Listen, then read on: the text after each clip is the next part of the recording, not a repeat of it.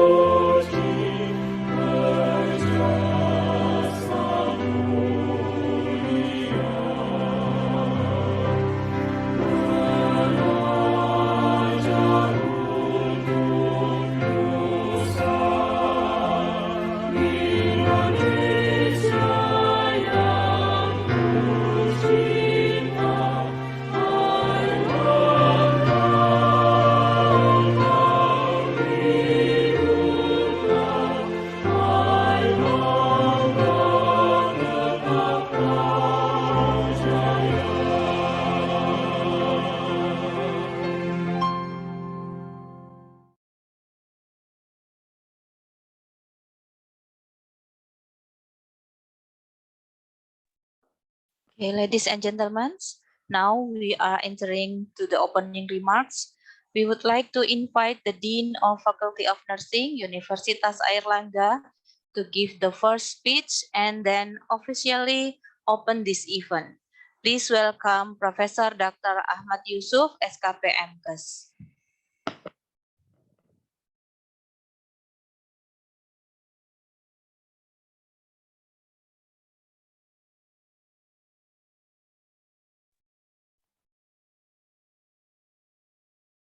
Okay, thank you, Bu Larry. Bismillahirrahmanirrahim. Assalamualaikum warahmatullahi wabarakatuh. Alhamdulillah, syukurlah, distinguished participant, ladies and gentlemen, my dear friend of nursing, and also the honorable our speaker, Professor Lisa McKenna, as the editor-in-chief of Jurnal in Australia. Thank you, you have joined with us today.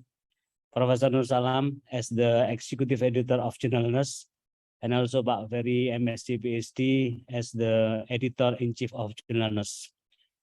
First of all, I would like to praise and thank to Allah Subhanahu wa Ta'ala for the blessing and for giving us the grace to be here in a good health and can hold this conference together.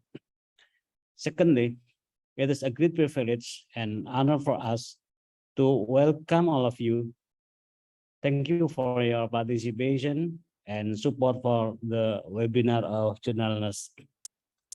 This webinar is a second activity. We have consistently had the webinar involving reportable nursing education institution from Indonesia and across the world.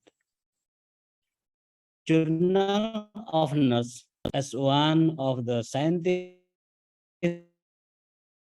journal managed by the Faculty of Nursing Universitas Airlangga, is still being developed so that Journal of Ners can continue to provide the best publication for the best publication services for all the authors.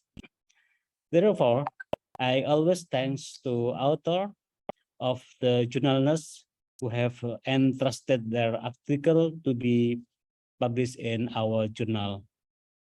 This achievement, of course, still require real effort so that Journal Ners are always better and can provide optimal services for all. For today's webinar, I invite you to all to collaborate with us today.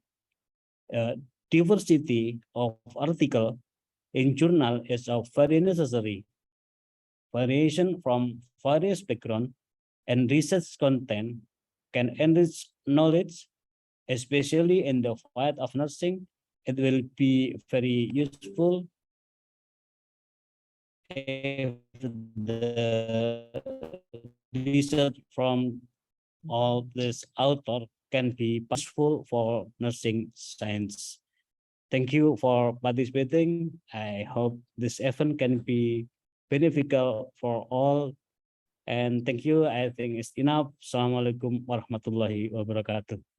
Terima kasih. Waalaikumsalam warahmatullahi wabarakatuh. Thank you, Dean Professor Dr. Ahmad Yusuf, for the speech.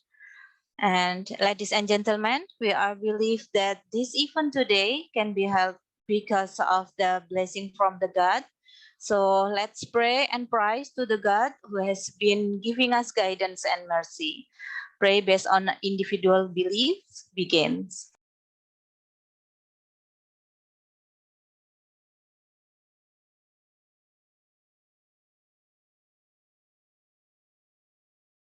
Done. Okay, ladies and gentlemen, now we are entering the main session. This session will be led by a moderator, one of Jurnal Ners editor, Ibu Dr. Yuli Setia Dewi, SKP Ners, Master of Nursing. Before we start, I would like to read the CV of Ibu Yulis, please.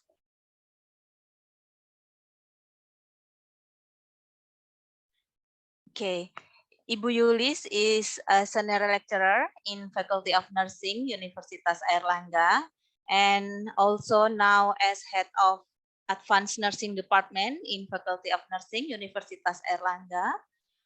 And Ibu Yulis has a great educational background also from well-known universities at Indonesia and abroad, such as Universitas Airlangga and Flinders University, Australia, with the various awards during her study. And also Ibu Yulis now has some academic qualification and also research interest, especially in critical care nursing, emergency nursing, and disaster nursing. Okay, we would like to invite Ibu Dr. Yulis Setiadewi to enter this online room. Okay, now Ibu Yulis, the time and screen are yours. Thank you very much, Ibu Laili Hidayati. Bismillahirrahmanirrahim. Assalamualaikum warahmatullahi wabarakatuh. Waalaikumsalam. Good morning from Surabaya. The Honorable Dean, Faculty of Nursing, Universitas Airlangga, and all Deputy Dean, the Honorable Speakers, distinguished guests and participants. My name is Dr. Yulis and now serve as your moderator for the webinar. First of all, I would like express my highest appreciation to all magnificent speakers and all participants for your support and participation.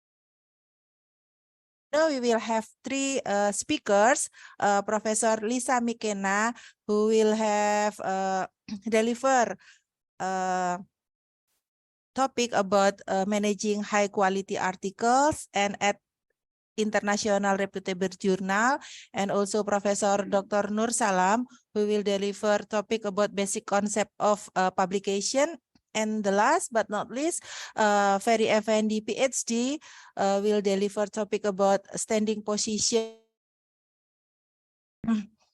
To all participants, each speaker will be given time, especially for Professor Lisa McKenna, who will teach us how to manage high quality articles at the International reputable journal about 1 hour. But at last 10 to 5 minutes, there will be a question and answer session.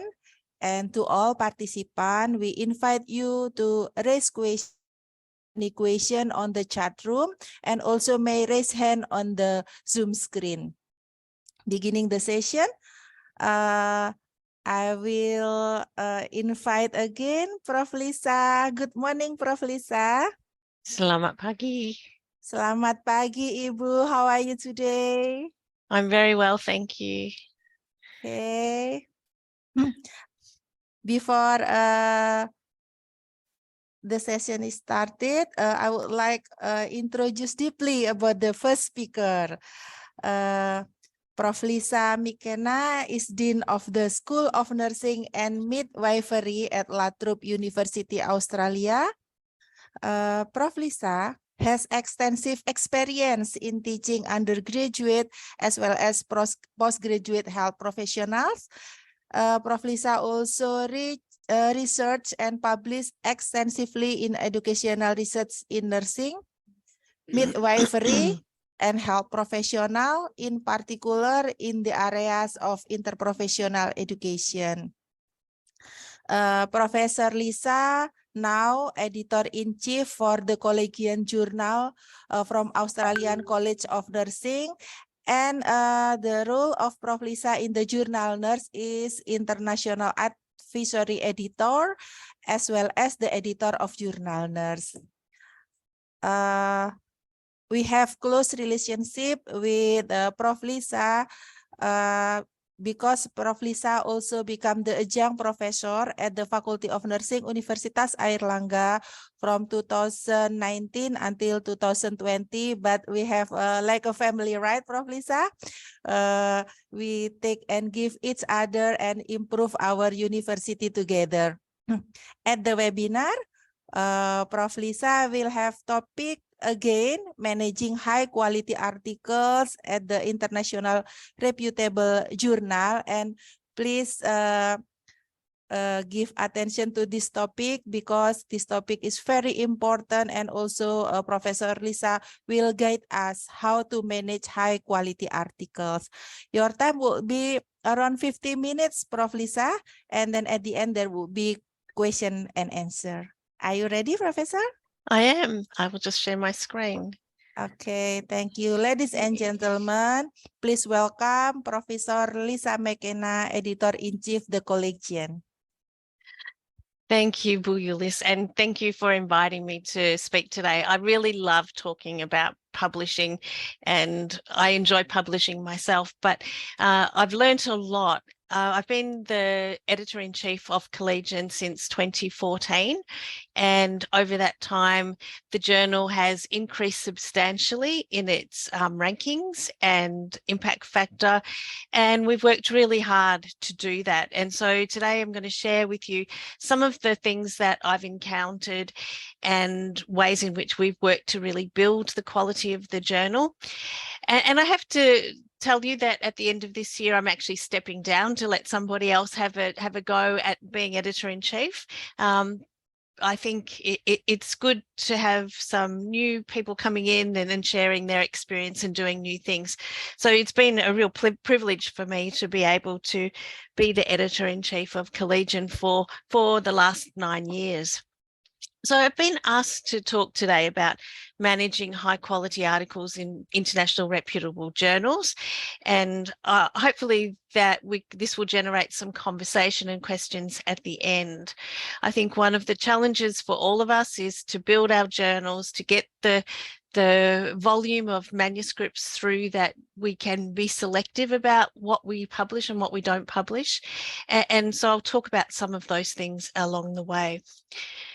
Just you've seen a bit about me, but obviously I'm editor-in-chief of Collegian. I've been an editorial advisor for Nurse Education Today since 2015. I'm an editorial board member of 2 Indonesian journals. I've had over 270 publications in international referee journals myself, and I haven't written all of those myself. And I think the collaborations that we form are really important here to actually build our reputation and profile. I've been able to write 12 textbooks, and I don't know where I found time for that, but I did, and lots of book chapters, conference presentations. And in July 2022, I was really, really honoured to be inducted into the Sigma International Nurse Researcher Hall of Fame, and went to Edinburgh for that. So that was very exciting. So that's a bit about me. I want to start by talking a little bit about Collegian, because I think we can learn a lot from the experiences of journals. And when I took over Collegian, it was in a very bad place. It had a very low impact factor. Nobody wanted to publish in it. They all wanted to publish in other places. And over the years, we've been able to grow it. And what it means is that as we grow reputation and as we grow impact factor, we start to get lots more submissions. And so one of the things that happens, you can see our impact factor is 1.8 at the moment. It did go over 2 last year, but it dropped back a little bit this year. And there's normal fluctuations like that. But you can see our acceptance rate is 19%. And that's 19% of the submissions that come into Collegian actually get accepted, which is not a lot. But when you're looking at the journals in the top few quartiles, that is pretty standard. So with the other journals that I'm involved in, such as Nurse Education Today, it's around 20% as well. So when you work up the rankings, you end up with new challenges that you have to be more discriminating. You need to be able to really make choices about which manuscripts will come through, which ones won't, rather than when a journal's in its early stages, you basically reviewing everything that comes in. You might not accept everything, but we have to make lots of very hard decisions now. And I think one of the things that's important to note, Collegian is, as it says up there, the Journal of the Australian College of Nursing. And we have a restriction on how many pages we can publish per year. And it's published with Elsevier. So they have an agreement with the college about pages, number of pages, even though we're electronic mostly. And we have had to move up from 4 issues a year to 6 issues per year. And I haven't been able to increase that, but I would have liked to have increased again the number of issues, because our demand is going up, means our acceptance rate's going down. But I think it is important to think about the limitations that you have as an editor on what you can publish. So you might have really good things coming through, good manuscripts, but you can't publish them all, you can't consider them all. And because of the limitations placed on our number of issues. So part of my role has had to get very tough in what I allow to go to peer review, and I'll talk about that as I go. I think one of the it's important to think about what makes a good journal, and why do people go to a particular journal, and what attracts them to publish in a particular place. And I know probably many of you online today have had to make decisions about where to publish, and you put a lot of work into a manuscript, and so you want to make sure it goes to the best possible place. So the things that people look at are the quality of the publisher, and that's not necessarily Elsevier or Wiley. It's about the organisation that publishes it. And so obviously Airlangga has a very good reputation, so that's important for Journal Ners. The reputation of the editor, co-editors and editorial board are important, and they do attract people. And I think we underestimate that a little bit. We obviously need to look at refereed journals. There are many journals out there that don't do refereeing good. They don't have good processes for reviewing manuscripts. As an author, we should be looking at the processes and making sure they're very rigorous, because what we want to make sure, if we've put a lot of work into a paper, we want it to go to the best possible journal with the best processes. That's the best thing for our manuscript. And so it is really important to think about your processes. Obviously, one of the first things that people look at is a journal's rankings. So they might look at its impact factor, or they might look at its quartile, and I will talk about those in a little bit more detail. I know that's important. And I also know that they look at to see where the journal's abstracted and indexed. So I know in Indonesia, Scopus is very important. It is here. But many of our universities are going another step higher and looking at Web of Science. So we're expected to publish in Web of Science, but at the moment Scopus is still okay. And for some places, Medline is the place that they have to be published, abstracted in. So, when people are making decisions, they need to think about where it's abstracted. And if Journal Ners is looking to increase its international publications in international manuscripts that are coming in, then thinking about what other countries are looking for as well, and looking to try and get abstracted in more areas will be something that will be beneficial.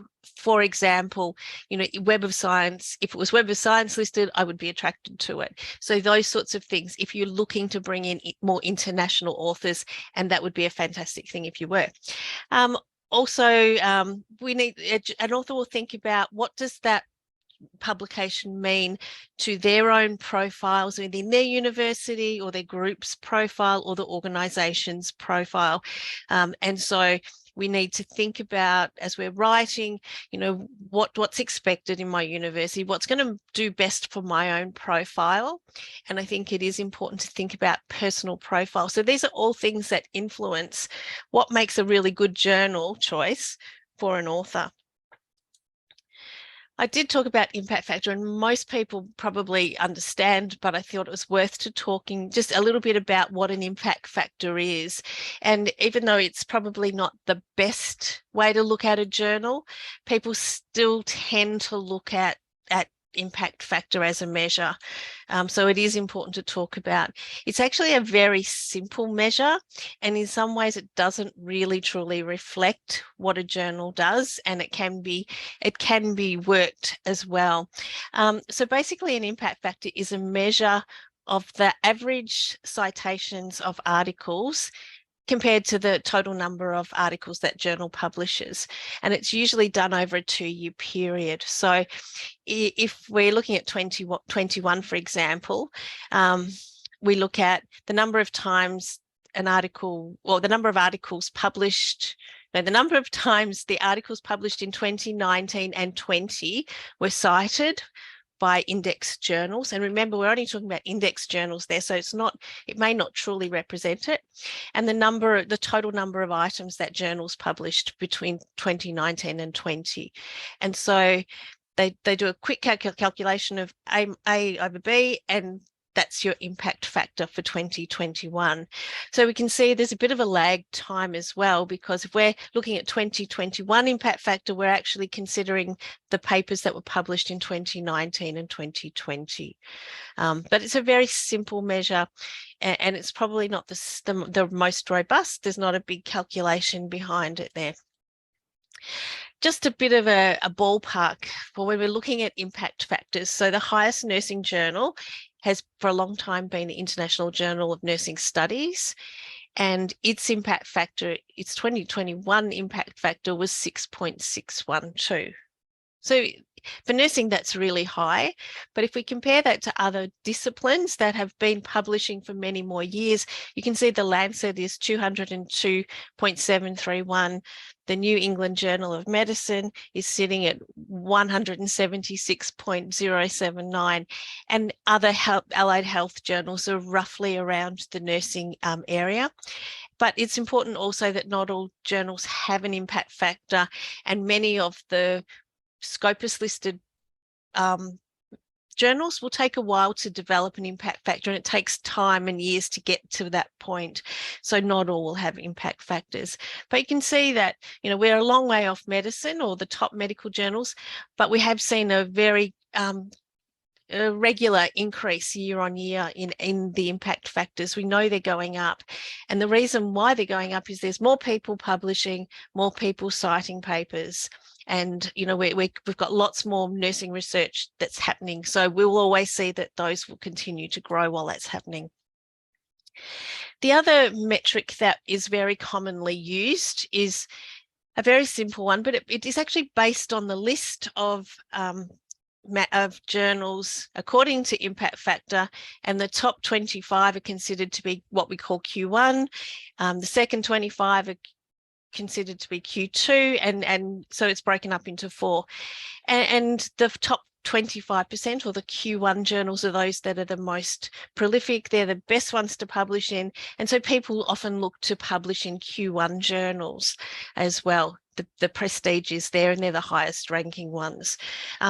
Some universities will actually say that you must publish in Q1, and they won't have people publish in less, so that can be challenging.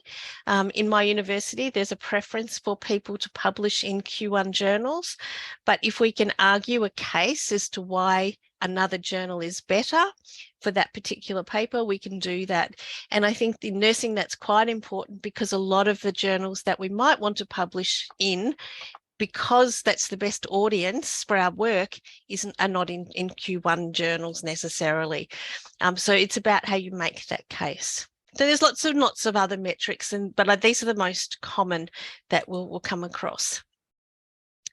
I think one of the things that journals struggle with sometimes is defining what their scope is.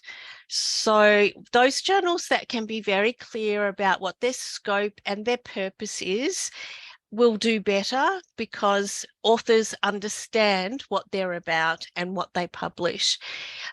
So journals all have a scope, they have an aim, and they have a particular audience. And one of the things that I find is that often authors don't go searching to find if the audience is right.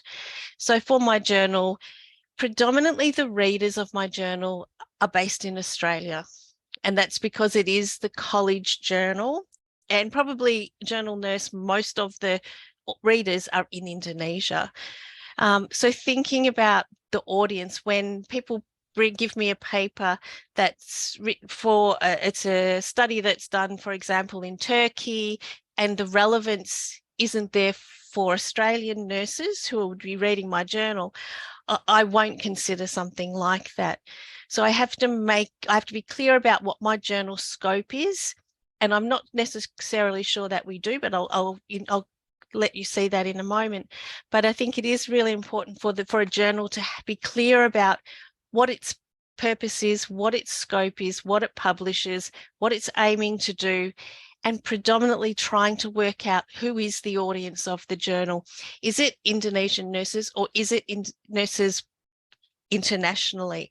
And so the focus is going to be different if you're looking internationally. So this is, and I'm going to say I don't particularly like this very much. And this is what our aim and scope is in Collegian. And I think it's worth sharing because there's lots to talk about here. So Collegian's a referee journal with an editorial board that meets high standards of academic and clinical expertise. It reflects the broad interests of nurses and the nursing profession. And I think when I can't change this very much. So it's often very difficult. We don't really define what we do very well. So broad interests of nursing in the nursing profession are so broad that I end up with lots of things that really don't suit my audience. We publish papers on contemporary clinical, professional and policy issues of interest. And we do historical critiques, we do everything. And again, it's not necessarily something that I'm that comfortable with, because it says here that we publish everything and we'll consider everything. And I think it's really important for a journal to have a much tighter scope. So we work with this, but it is worth thinking about when you're looking at your journal and you're writing the scope statement and what you publish and who you publish for, that is a bit clear. So this is something Collegian probably needs to work on into the future. So I'm going to take you a little bit through what we do when we get a manuscript in. And so you can see the process by which we manage it. So I have an editorial office that's based in India, it's an Elsevier office, and they do an initial check on every manuscript that comes in. We require a lot of different documents, and I'm going to expand on that shortly, but they'll do an initial check to make sure that everything's there before they pass it on to me as editor-in-chief. So every manuscript that comes in comes through me, and I look at every manuscript and decide whether or not to move it to our review process. And there's a lot of things that I consider in that, and I'll talk a bit about that in the coming slide, but it's really about looking at how well is the paper written? Does it fit our audience? Does it fit our journal? And does it build on work that we've published before? Journals are trying to build a dialogue so that they're really looking for manuscripts that often help build on previous work, so that they have a topic that's developing in their journal.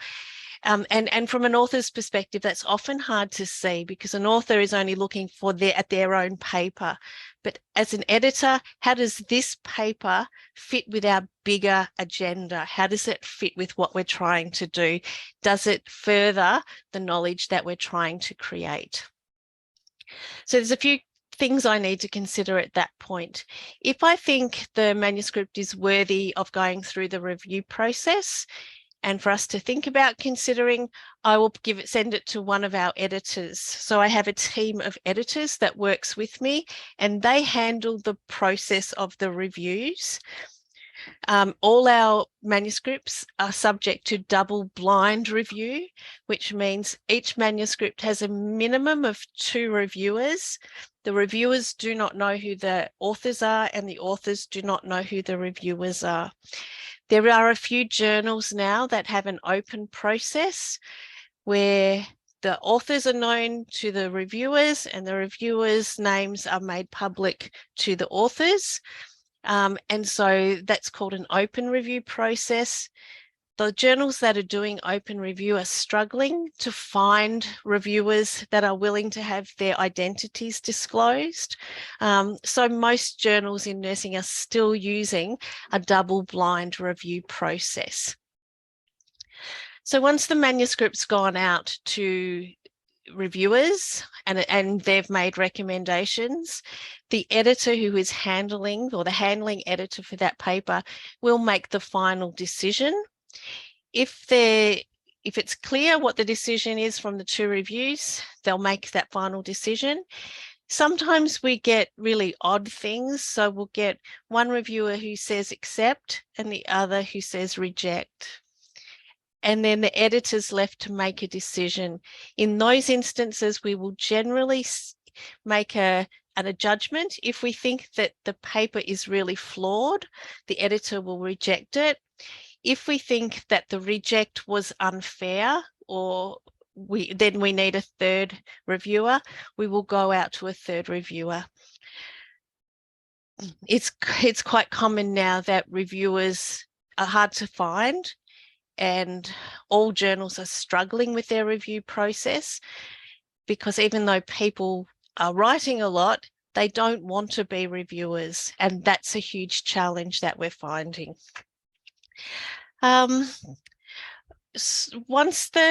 an editor then accepts a paper, it goes into the production phase, which is handled by Elsevier Production.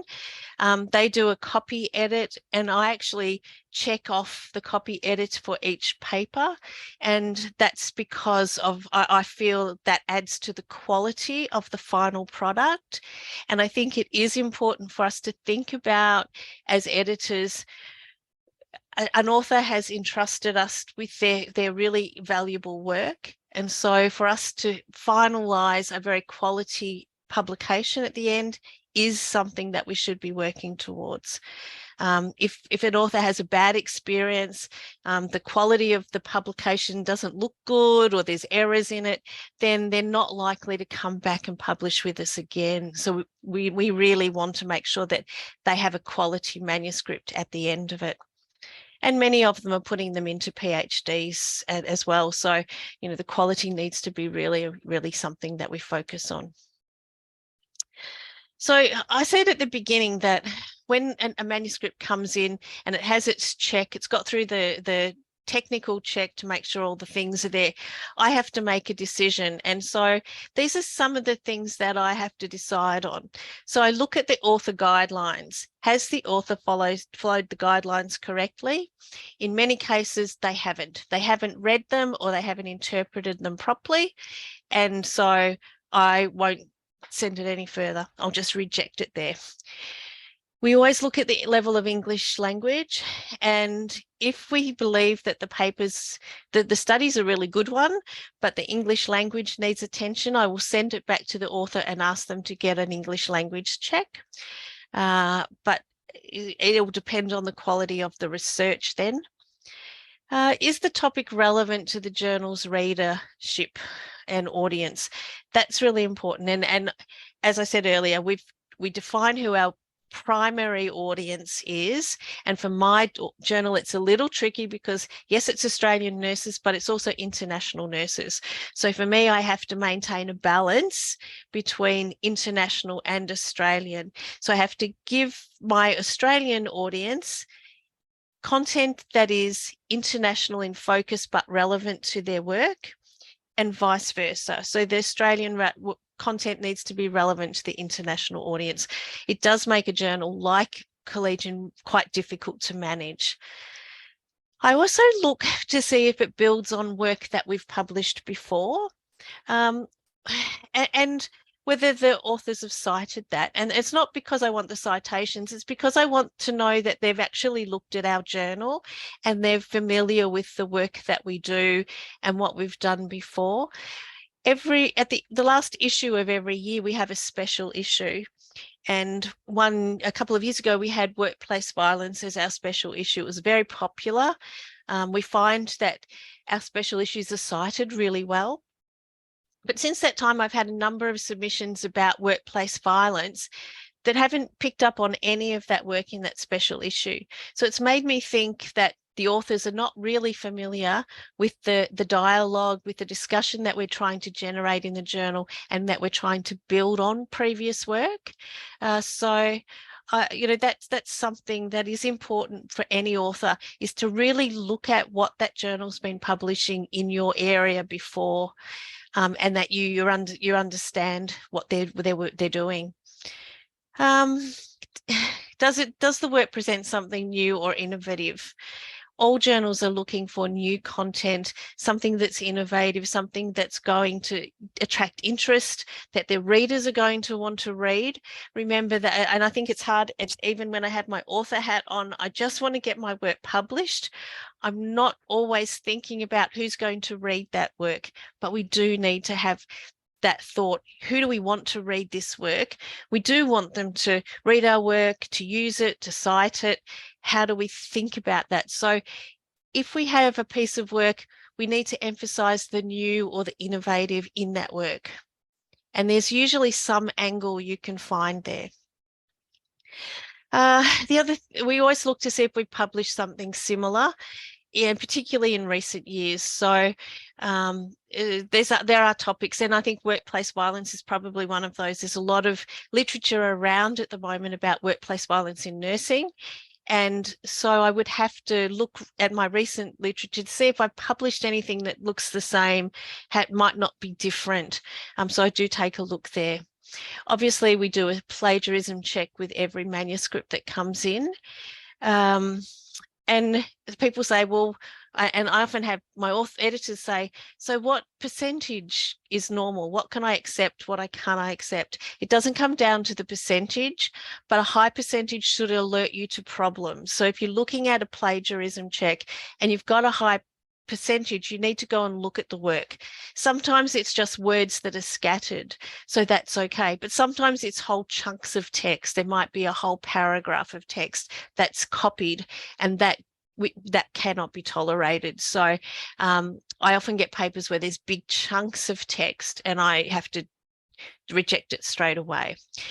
And I do always ask myself the question, if we do publish this work, is it likely to be cited? Are other people going to pick up on it? And while it might not be a main consideration, when I'm looking at impact factor, I need to be sure that roughly 2 people are going to cite any manuscript that I publish in the period of time for my impact factor to stay where it is. So ideally, I'd like more, but we want work that is going to help us get to the next level for where we want to go. And as I showed you, that we're trying to build impact factor, we're trying to grow all the time. And so we need to think about that. We just can't publish everything that comes along. We need to be quite specific in what we do look at considering. So one of the things that this is a bit interesting, but one of the things that journals now are asking, and I'm not sure if Journal Nurse is for people to use reporting guidelines in their papers as they're reporting on their research. And I don't know if people are familiar with the Equator Network, but it's an online repository of all the different reporting guidelines for different study types. You can see them here. So when someone submits a paper to Collegian, they must attach the reporting guideline for their particular type of study. And that means that they've ticked off all the different aspects that you must report in a paper. And so Equator is a really good place you can go. You might have heard of Consort and Strobe, Prisma. So depending on the type of study, there's a reporting guideline for that particular type of study. And it just means that the research is reported in a very systematic way, but no aspect of that reporting is missed. And so we require all research to have a reporting guideline submitted with the manuscript. This is just an example of one, and I can't see it all on my screen, unfortunately, but this is for the qualitative research. And you can see there's questions, and on the very right-hand side, you need to report on what page of your manuscript you've done these things. And it's actually a really good way to write. And I encourage people to actually write their papers with the reporting guideline beside them, and they don't tend to miss things. But it is important, and we do require it. One of the other things that's so important is attention to detail. And so I talked about author guidelines, and author guidelines have to be followed. One of the challenges, and I know it's always a challenge, is using the correct form of English. I know it gets me in trouble sometimes, it gets other people in trouble as well. So in Australia, we use Australian English, which is a little different, but it's pretty much the same as UK English. So I have a lot of people who submit papers to Collegian using US English, and that's not the format that we use. Often, if I submit to an American journal, I sometimes forget and I put UK English and they send it back to me. I think it is important, if you're publishing in English, to have a standard and to be clear about what the journal, what version of English the journal uses, and just to check that you've set that in your Word document to pick up all of the spelling. I make mistakes with it too. So it's not just people from non-English speaking backgrounds. We all struggle with the different forms of English, but you don't want your paper to be sent back to you because you've used the wrong form of English. And so it's something to think about. And getting it edited if you feel that the English language is not going to be accepted as at the international level. And I know that's always a challenge. And I do work with a lot of authors just on getting their English up to scratch so that it's competitive. It does add a level of competition to it, but it does help if I can. Okay, so when we get into the papers, one of the things that I find is a make or break for a lot of research papers that come through is the research methodology.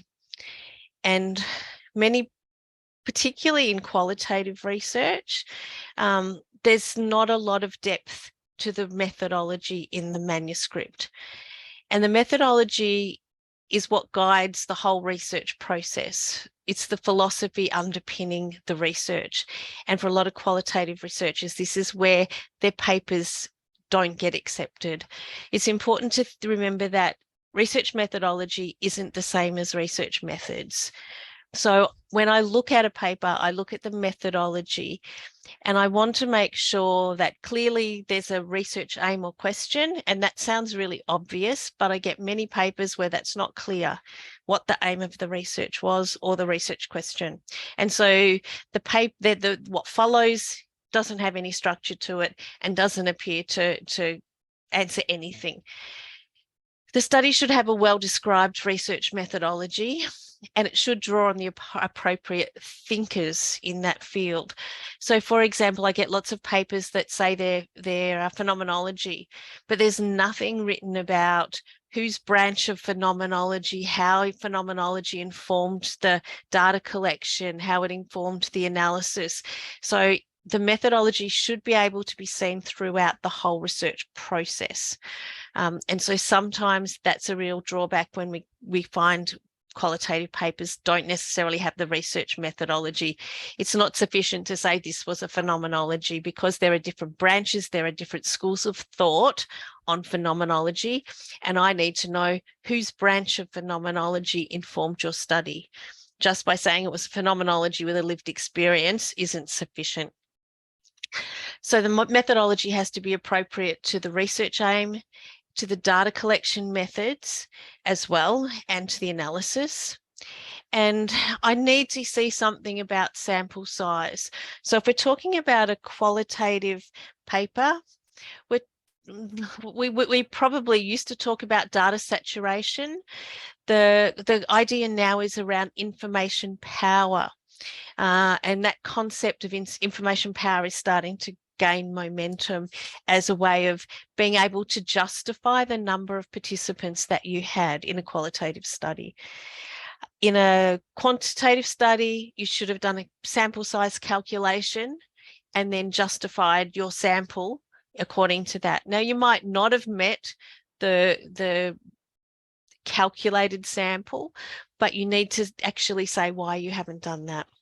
So I think sample size justification is really important.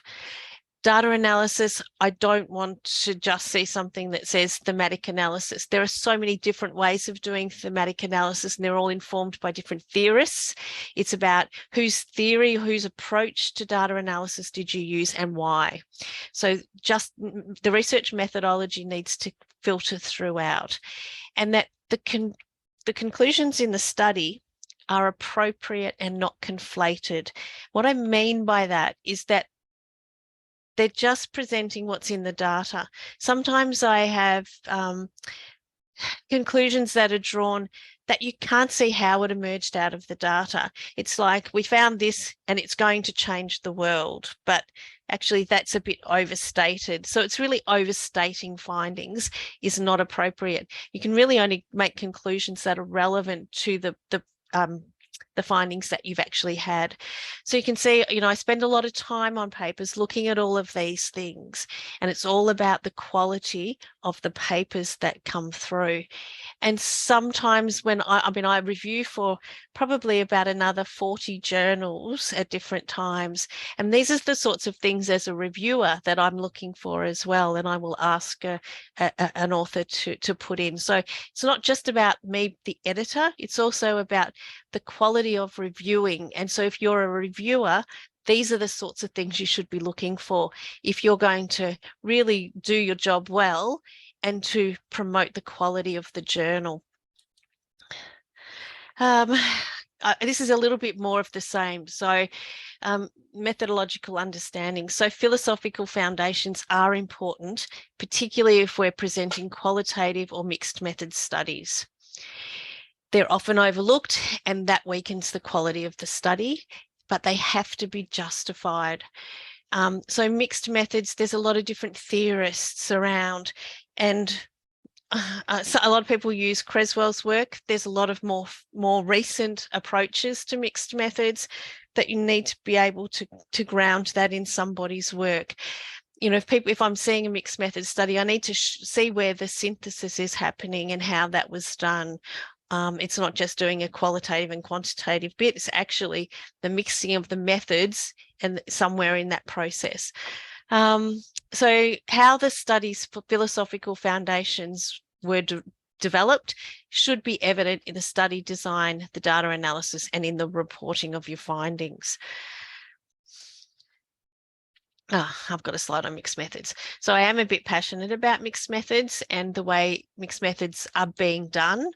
I've written a paper on this, and because I get a lot of PhD students who want to do mixed method studies, not really because that's the best way to answer the research question, because they think that they're going to learn both quantitative and qualitative skills, not because that's the best philosophy to underpin the study.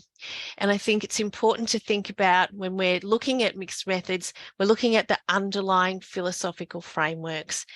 They're either constructivism or pragmatism or a combination of both.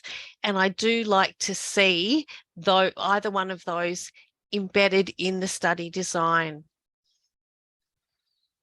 Now, pragmatism says that it's a very simple, really. It's a big word, but it's very simple. It infers that we're going to take the most pragmatic approach, the most logical approach to collecting the data and bringing them together for this research question. But I think it's important to talk about that. The other thing, a lot of people will submit papers that say that they were mixed methods, but they won't tell us what sort of mixed methods research it was. So was it sequential mixed methods, which is also called concurrent mixed methods, depending on which philosopher and theorist you're talking about? Explanatory mixed methods or exploratory mixed methods. I want to see that in the reporting of studies. Mixed methods needs to be deliberate, and there needs to be clear mixing of the data sets. So you actually need to talk about where the data are mixed, because if it doesn't, it's not a mixed method study, it's actually a multi-method study. So we've got a lot of people talking about mixed methods, but we're not getting down to the theoretical component of that. And I think that's something for us to think about. And I put an example down the bottom. So a sequential mixed methods approach was used to gather qualitative data and then explore it in more detail using qualitative interviews with participants to understand the data. So we're saying it is sequential because we've done this, and we've actually shown where we've mixed the data sets. So we've mixed it at the point where the quantitative data is actually informing the qualitative data. And we're actually using the qualitative to build on what we found in the quantitative.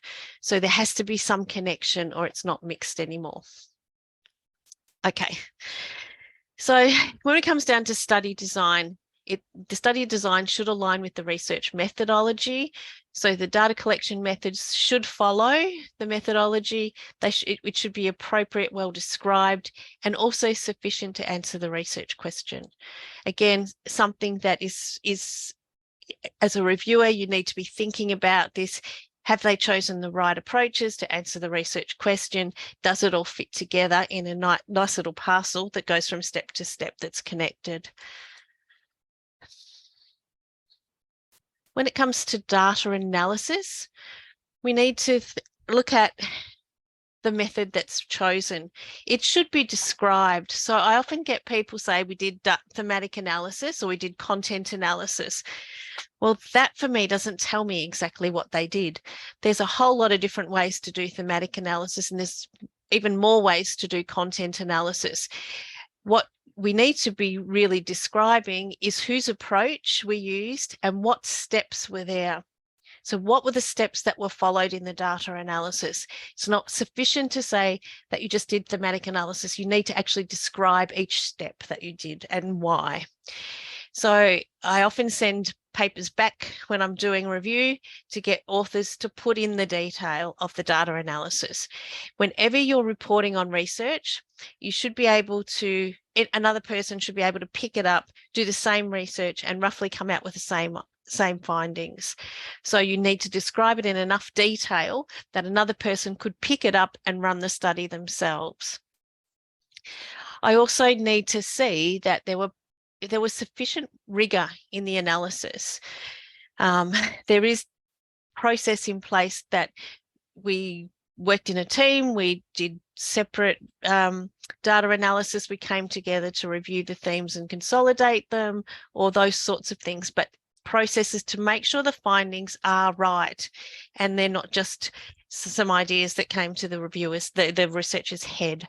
So again, with the same study findings come if different researchers did the same study with the same group of people. It's not a question that's easy answered, but you need to think about that as you're describing what you've done. So study rigor. Obviously, in quantitative, we need to talk about the validity and reliability of the measures, and I find that researchers tend to do that very well. It's the qualitative researchers that often struggle when they struggle talking about rigor. I often get papers where people say they did member checking, but they gave the transcripts back to people, and that's not member checking. It's checking what they said, but not the interpretations that you've made. The best way to do member checking is to actually give the participant a summary of your key understandings of what they said and get them to validate that. Member checking is something that's not also done very well, and people reviewing their transcripts isn't actually going to say that the way you've interpreted them is correct or the findings that you've drawn are correct. So, thinking about how we tighten up member checking. And again, I will do that in a review myself. Did they keep an audit trail? Did they keep a list of what they did and their decisions that they made? People should report if they've kept an audit trail. And one of the things that has been a little bit of a hobby for me lately is translation from one language to another. Doesn't matter what language you're writing in, but most people are writing in English. And so if they've collected their data in a different language, how did they ensure the rigor of the translations? And there's a process for that. And I've written a paper, it's actually open access, so people can go and have a look at it, about translation of research interviews. But I want to know how they were translated, At what point were they translated? So did you do the analysis in Bahasa, for example, and then translate the quotes that you had when you wrote the paper? That's okay. Or did you translate the whole transcript and then do the analysis in English? It's generally not the case, but you do need to say what you did. Whenever you're translating anything, it needs to be translated back. We call that back translation, and it should look like the original Bahasa version or whatever language it was in first. You should compare the two. So the original and the back translation. Do they look the same, or have we lost the meanings? That's really important for rigor, and it's something that is getting lost. And I'm really concerned in qualitative research that if the quantitative researchers don't see qualitative as very rigorous. So we need to demonstrate that we have the rigor there. Sorry.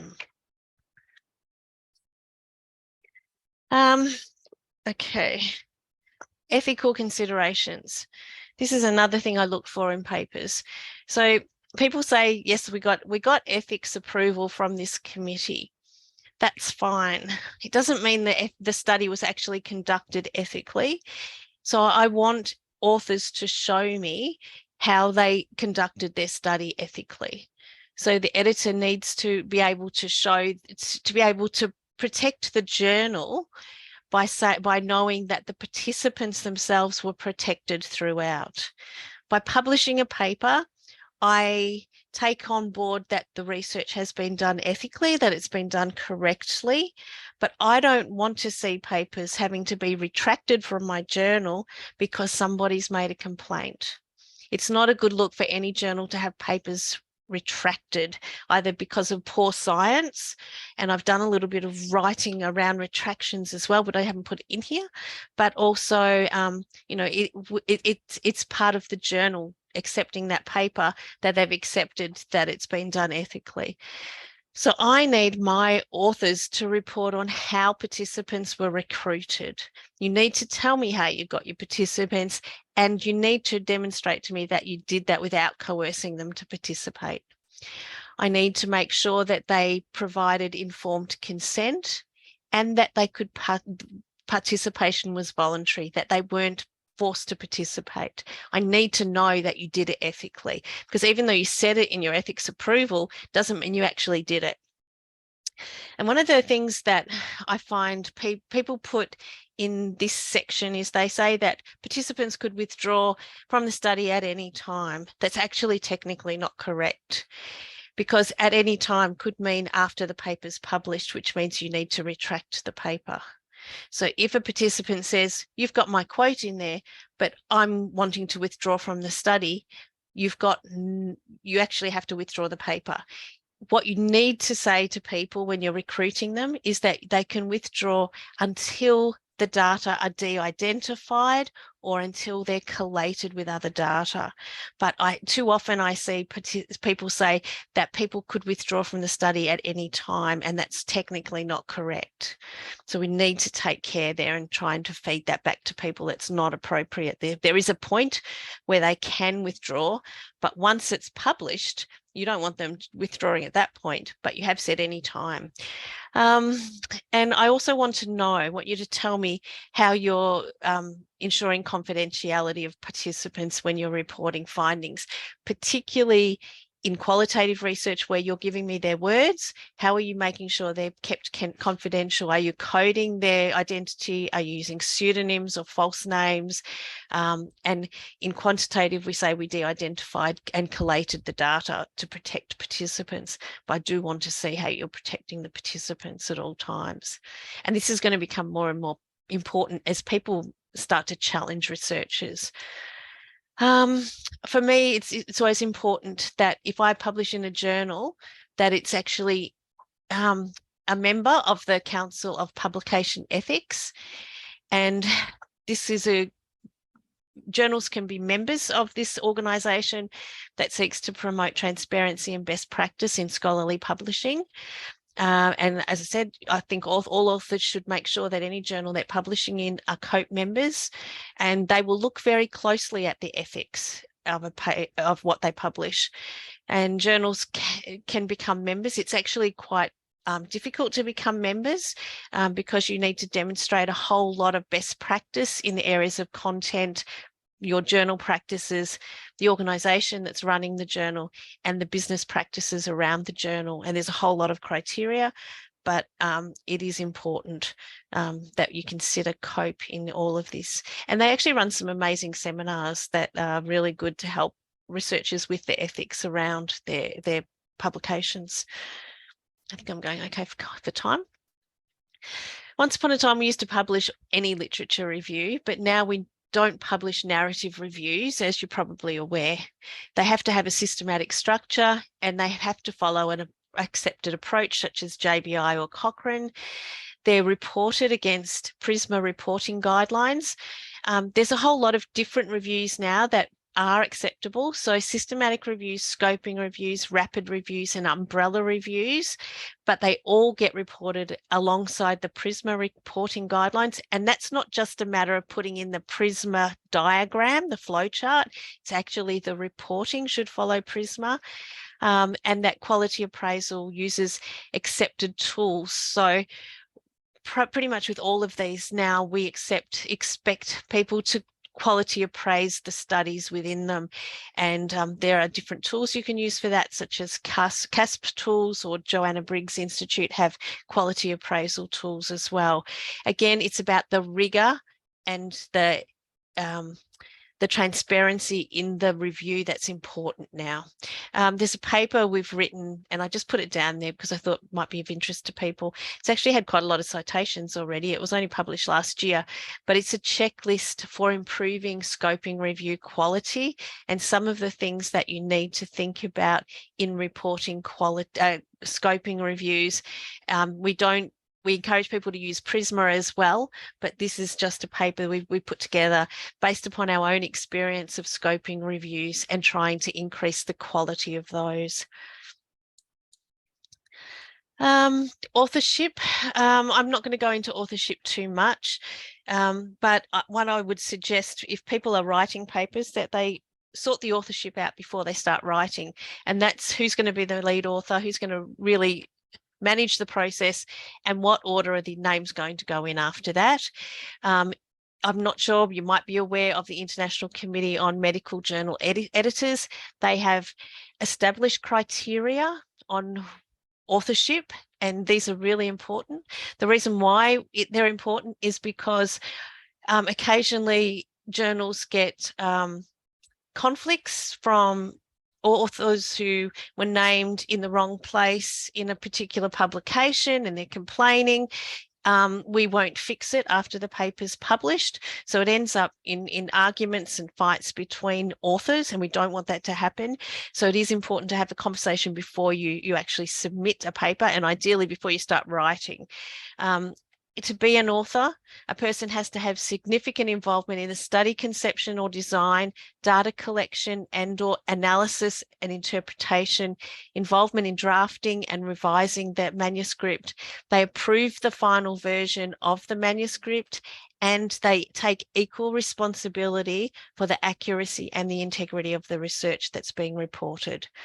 And that's the key crux of their document, but it's a useful document to have a look at. And it's often a very difficult conversation if you're a HDR, if you're a doctoral student or a master's student, to have those conversations with supervisors about author order. But it's something that we need to have. We need to have those conversations. We don't want to have fights afterwards, and we don't want to see research teams broken up because the relationships have gone bad.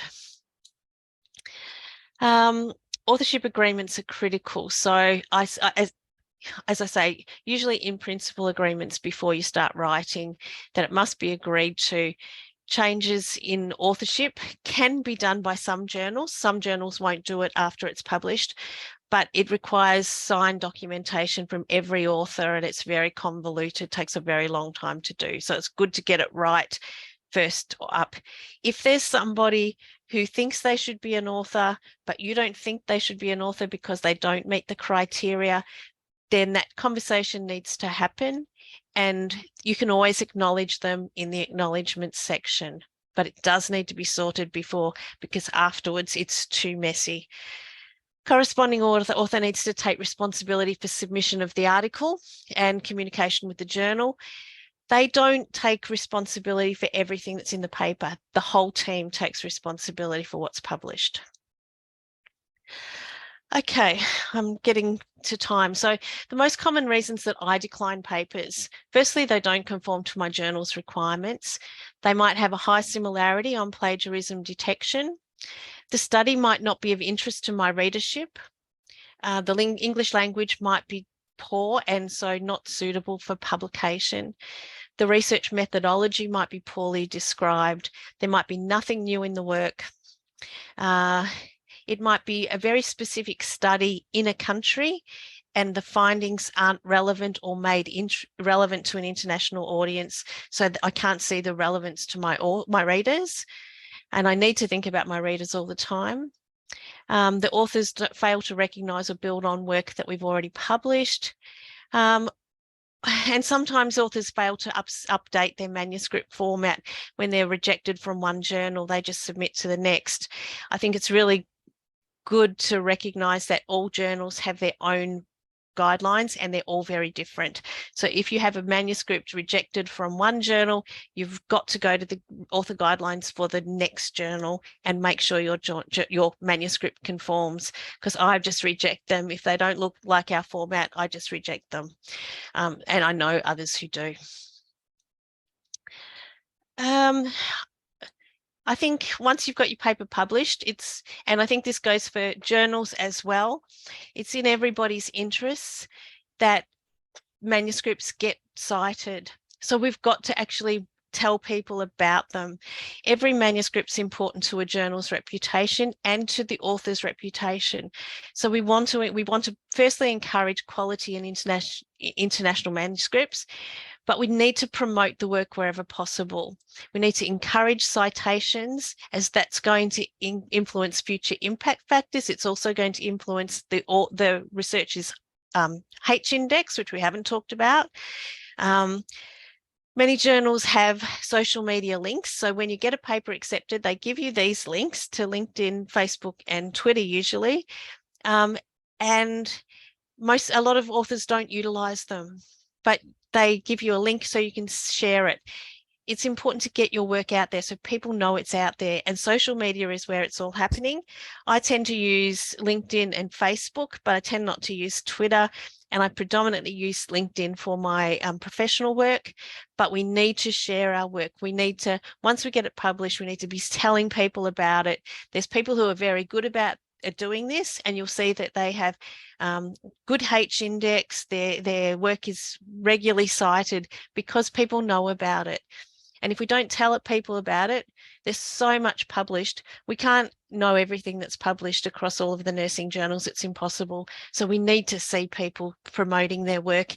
And my journal has a page also, or they haven't been using it very much lately, but they have a Twitter feed for the manuscripts that we publish. So the journals can actually be sending out messages on social media as well. So the more people that do that and share it, the more your studies are going to be seen. Just a final few considerations for us to think about. A review of a manuscript requires a minimum of 2 people to give their time. And so I believe that authors have a responsibility to take on reviewing manuscripts to play their role in the cycle. But you can also learn a lot from what other people are doing by reading their work. That being said, the reviewers have to have the expertise to review the manuscripts that they accept to review. So if you're accepting a review, you're accepting that you understand the methodology, you can critique the methodology, and you can critique the paper. And I think we need to regularly train, and as journals, we need to be training reviewers in undertaking quality reviews.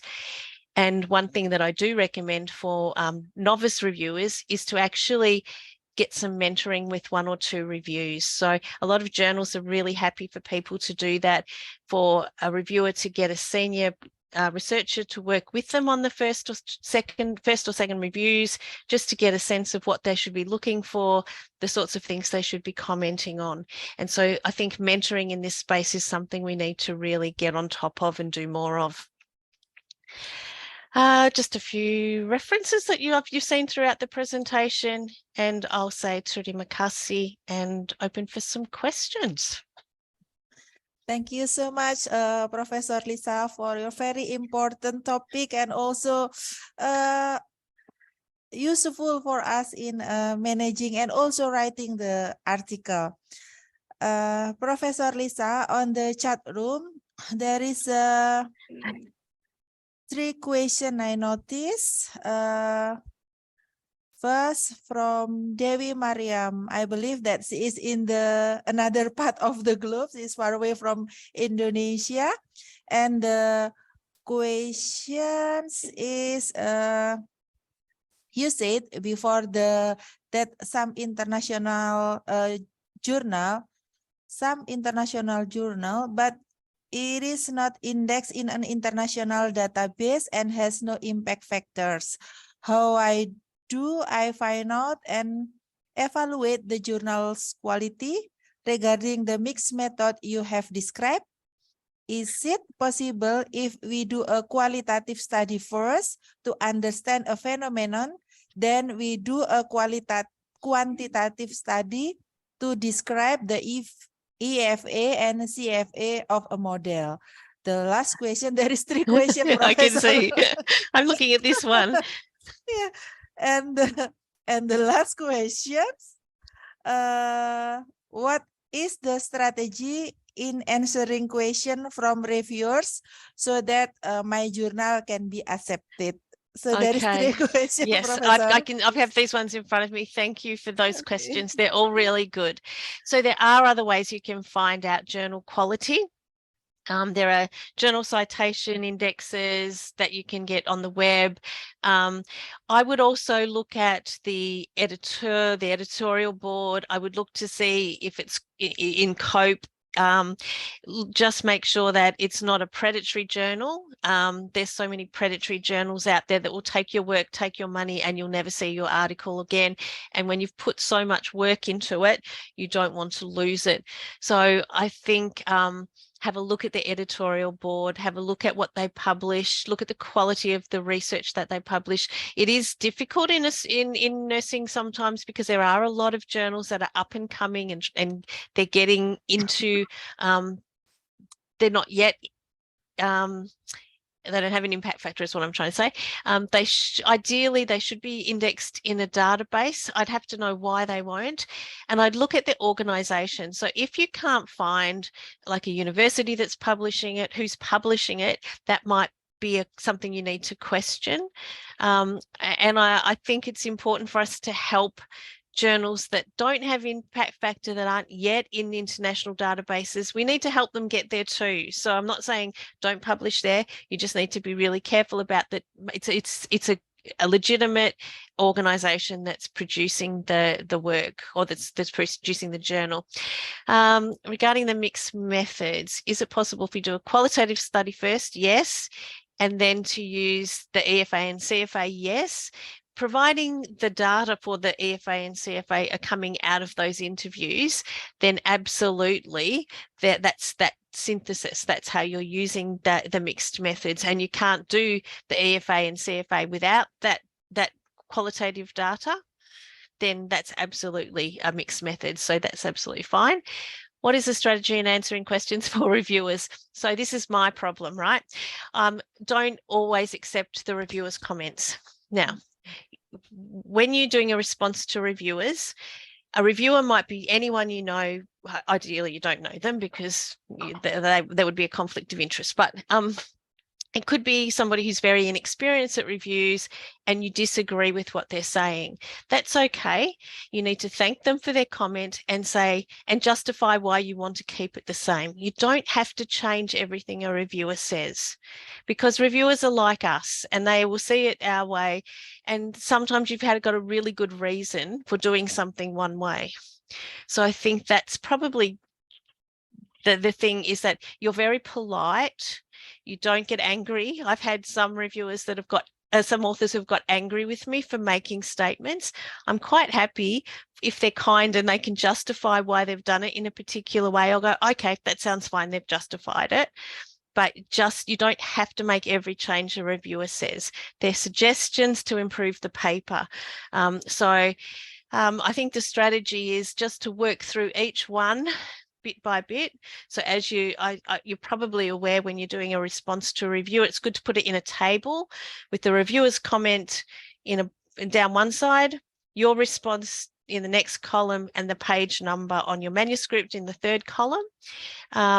But as I said, you don't have to make it. You just need to respond to the author, the reviewer, in a nice way, just to say, we appreciate your comment, but we've decided not to make the change because we believe, or this whatever it is. So just to justify it. Thank you. Yeah. Okay. These are quite long questions. Looking at the next one as well. Yeah. I think we go through the second question, Professor. Yeah. So did you from Octaria? Octaria, yes. Yeah. So as I read in some journals, the reviewer needs time about 3 to 4 months, and some take 6 months for the first review. I found that one reviewer has completed the process, but the other, yes, and it's already more than 6 months. This is a real problem that's happening now.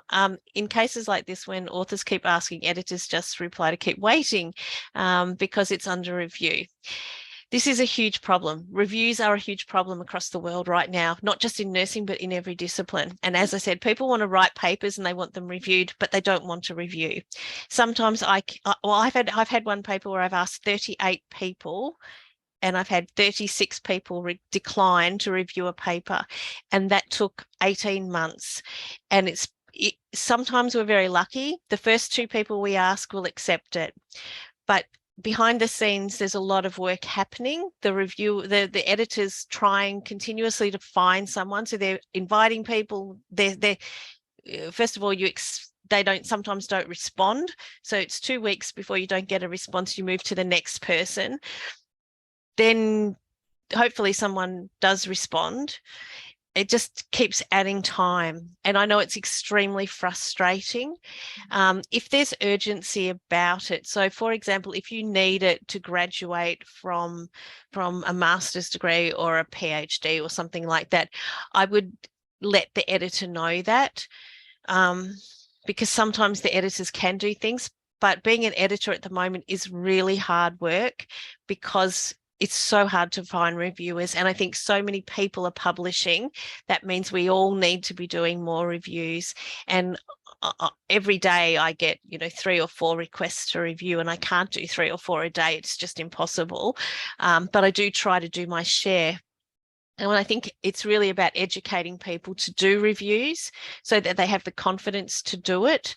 But also, and that's a whole different seminar, but there's building people's confidence and skills in doing reviews, and also their willingness to do it. It's a really hard one, and I don't necessarily have the answer, but as I said, if it's really urgent and you need that finalized, I think you need to let the editor know that, and hopefully they can try and manage it.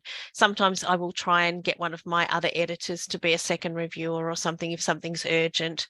But we have so many papers under review, I can't ask the editors to review them all. They're also busy too. Yep, I think that sort of answers that question. Yeah, we also experienced that how we are difficult to find a reviewer as well, Professor Lisa. So yeah, it takes a long time indeed. Oh, it's so hard. It's so hard, and it's becoming harder. Yeah. So every time I travel, I take a few manuscripts on the plane with me to review, because I can do those on the plane. But yeah, it's hard to find the time when you're really busy and you're trying to write. You've got manuscripts that need writing to take on board. Reviewing can be challenging, but I think we just have to make it a goal that we do. And I think for universities as well, the publications are highly valued, but often the reviewing part of it isn't very highly valued by universities. So somehow we have to make that something that's recognised as well. But I don't know how to do that. Oh, yeah. Yes, that's the problem actually, Prof. Lisa. And I know. Prof, we move to another question, Prof. Lisa, from Yes, Esmeralda. yes. Okay, so it's very sometimes the obstacles we face in publication in international journals are because the quality of our articles do not seem to meet the standards, such as novelty of the topic, number of respondents. Do you have any tips on how to polish an article that actually looks interesting and deserves to be published? Good point. I think every study has a novel, innovative aspect to it, but you just need to highlight that. I think it's important. It might be the first time the study's been done in this particular client group. It might be the first time it's been done in Indonesia. We try and find that novel something in your study. And I think number of respondents can always be difficult. I think and particularly over COVID, we've had terrible trouble with surveys and trying to get numbers of participants. It doesn't mean we can't publish that work, but we need to recognise it as a limitation in our study that, because of COVID, we were unable to recruit the number of participants we really wanted. And I think if we're talking about qualitative research, it's about how we talk about we didn't have a lot of participants, but we had the information power. And this is, as I said, this is a new concept, but it means that we can work with smaller samples, but we still have the information power that we need, rather than data saturation, which is starting to become an outdated, or people are putting less emphasis on data saturation. So there's a few, I'd encourage people to have a look at work around information power in that case.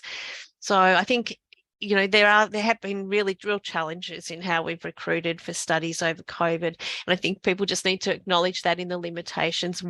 Just say why your sample size was small. I think that's all we can do. Thank you so much, Prof. Lisa. And then the next question come from Pak Joko Gunawan. Yeah, one of editor Scopus Index Jurnal in Indonesia as well, Prof. Lisa. Yeah. The question from Pak Joko, that's two questions. Yeah. Terima kasih, Pak Joko. How do you see open access journals and APCs? Not sure what you mean by APCs. I'm not familiar with the abbreviation, but I'll come. Article processing charge. Yeah. Of course, that's why it's good about money. I didn't want to talk about it. Look, I think that open access journals need to charge because there are production costs, and Elsevier and Wiley, they make their money by the subscription charges, so that covers their production costs. I think very few open access journals can survive without charging the fees. That being said, some of them are just really too high, and they put people off publishing because you have to have the money to publish there. And so a lot of authors just don't have the sorts of money they ask. So I think it is a challenge. I don't know what it costs to run a journal, and, why the fees are as they are. Maybe there's a reason why they are. But I think, particularly in nursing, we don't get big research grants often. We get research grants that might be small. It's really hard to justify $4,000 to publish a paper unless you've got a decent sized grant that it can come out of. And I think that's a problem, because I think open access journals really, the idea of being open access means that they can be available to people who don't have access to subscription libraries and things. So, I think in many developing countries, the having open access is fantastic, but there is a barrier to publishing in them for them. I don't know. And I think there are some really good open access journals, and then I think the predatory journals get mixed up in that group as well and can be really confusing for people. So I think you just got to be careful if you're publishing in open access that you know it's a good journal and it's not a predator. How do you view? I don't know many journals that publish a lot of conference abstracts, and so I'm not sure about, I mean, I think it could affect the journal quality. It would depend upon the quality of the paper, the manuscript that's gone in. And I think if you're going to publish conference proceedings, you'd have to have a quality appraisal of what you did publish, not just publish everything. I think if you publish everything that gets submitted, that probably could bring the quality down. You'd probably have to select the highest quality papers for publication, but there's not very many journals now that will publish conference proceedings anyway. And I know in Indonesia that's something people do, but I'm not sure that it happens very, very much outside of Indonesia anymore. Yeah. Chong Mei Chan, hello, nice to see you too. I did see your name pop up. Yeah, good morning, Professor Chong. We meet in the chat room, Professor. Oh, did you? Yeah. It's good to see faces that are familiar after a while. Yeah. Domingos has two Oh. questions. Are ethical approval letters needed to apply for the quick online survey? We would not publish anything that had not got ethics approval. And I think most journals require ethics approval, even if it's a quick online survey. Sometimes universities will give what they call retrospective ethics. So you might have collected the data and you thought, oh, we should have got ethics so we could publish it. Some universities will let you get the ethics retrospectively, but not all. So, but you would have to have ethics. What is the best way to decrease common rejection of papers by international journals? I don't know that there's one answer to that. I think it's really just addressing all those quality issues, making sure that, you know, all those things we've talked about are really thought about carefully. And if you've got a paper that is continually rejected, I'd get somebody to have a look at it and to give you some honest feedback about it. Hopefully the journals are giving you some feedback as to why they're rejecting it. But if they're not, I'd get an independent person just to have a look at the paper and provide you with some feedback on it. Yeah. Professor Lisa, maybe this is the last question, Professor Lisa. Okay. Can you restate again? How should we state the withdrawal of participant in qualitative research in ensuring rigor? So I think you should just say that participants could withdraw at any time until data were de-identified and collated or something like that. So that point, once you've taken all the identity away and it's all mixed with all the other data, then that's the point they can't ask you for it because it's all mixed up now. So I think that's probably the best place. Yeah. Thank you so much, Okay. Professor Lisa. And also thank you so much for the question to participants who raised the question in the chat room. Thank you so much, Professor Lisa, for very important, and also I think this is we getting insight how to write article and also how to manage the article in the journal. Thank you so much, Prof. Lisa, for your material and also the very deep topic. This is very meaty. We call it very meaty. Yeah. Yeah. Well, thank you for asking me. I've really enjoyed it. So hopefully it's helpful to people out there. Thank you so much, Prof. Lisa. As our appreciation, we will sending to you certificate of appreciation. Please receive it, Professor Lisa. Terima kasih. Thank you so much, Professor Lisa. We do hope that we will meet again in another agenda, Prof. Lisa, very soon in Surabaya. Yeah, terima kasih. Terima kasih, Professor Lisa. Ladies and gentlemen, now we goes to the second speaker. That would be Pak Ferry Effendi, PhD. Good morning, Pak Ferry.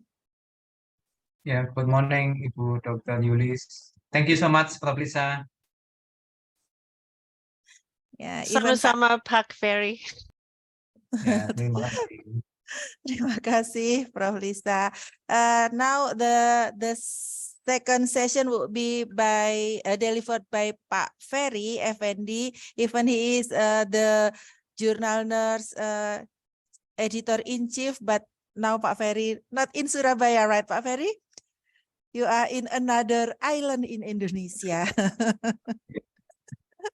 Okay, before Pak Ferry deliver the topic, I will read the curriculum vitae of Pak Ferry. Ferry Effendi, as nurse, MSc, PhD. She also well known as Mr. Publication because he have publication, maybe we can counting it because it's too much. And also the educational background of Pak Ferry, he is a graduate from Universitas Airlangga, from Asia University Taiwan for the master degree, and for the PhD, he graduated from National Cheng Kung University and having postdoctoral degree from Latrobe University, Australia. For the professional employment, Pak Ferry also has joined in Universitas Airlangga until now, and also become the founder of Ners Labor Market. This is like an application for the nurses who try to finding works outside Indonesia. And also the Secretary of Institute of Innovation, Press, Journal Development, and Intellectual Property Right, Universitas Airlangga. Also, Pak Ferry has a lot of professional training, and for the publication, we can see where he published. We can check on the Sinta in the Ministry of Higher Education. For Pak Ferry, your time will be 20 until 25 minutes, and then we will follow with question and answer session. Are you ready, Pak Ferry? Yeah, ready. Thank you, Bu Dr. Yulis. Ladies and gentlemen, please welcome Pak Ferry Effendi, PhD. Thank you for the time and good morning, everyone here.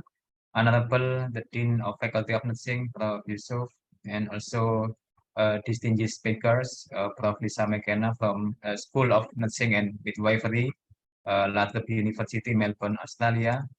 For me, she's a great mentor, because I've been in Melbourne, for some times, and then I learned a lot from Prof. Lisa, and I really appreciate her leadership, especially in the nursing, not only in Australia continent, but also in Indonesia and international level. Thank you, Prof. Lisa. And then Honorable Executive Editor of Jurnal Ners, Prof. Nur Salam, and all of the editors, audiences, and everyone here. Thank you for your time and also for attending this international webinar of Jurnal Ners. Let me share my PPT.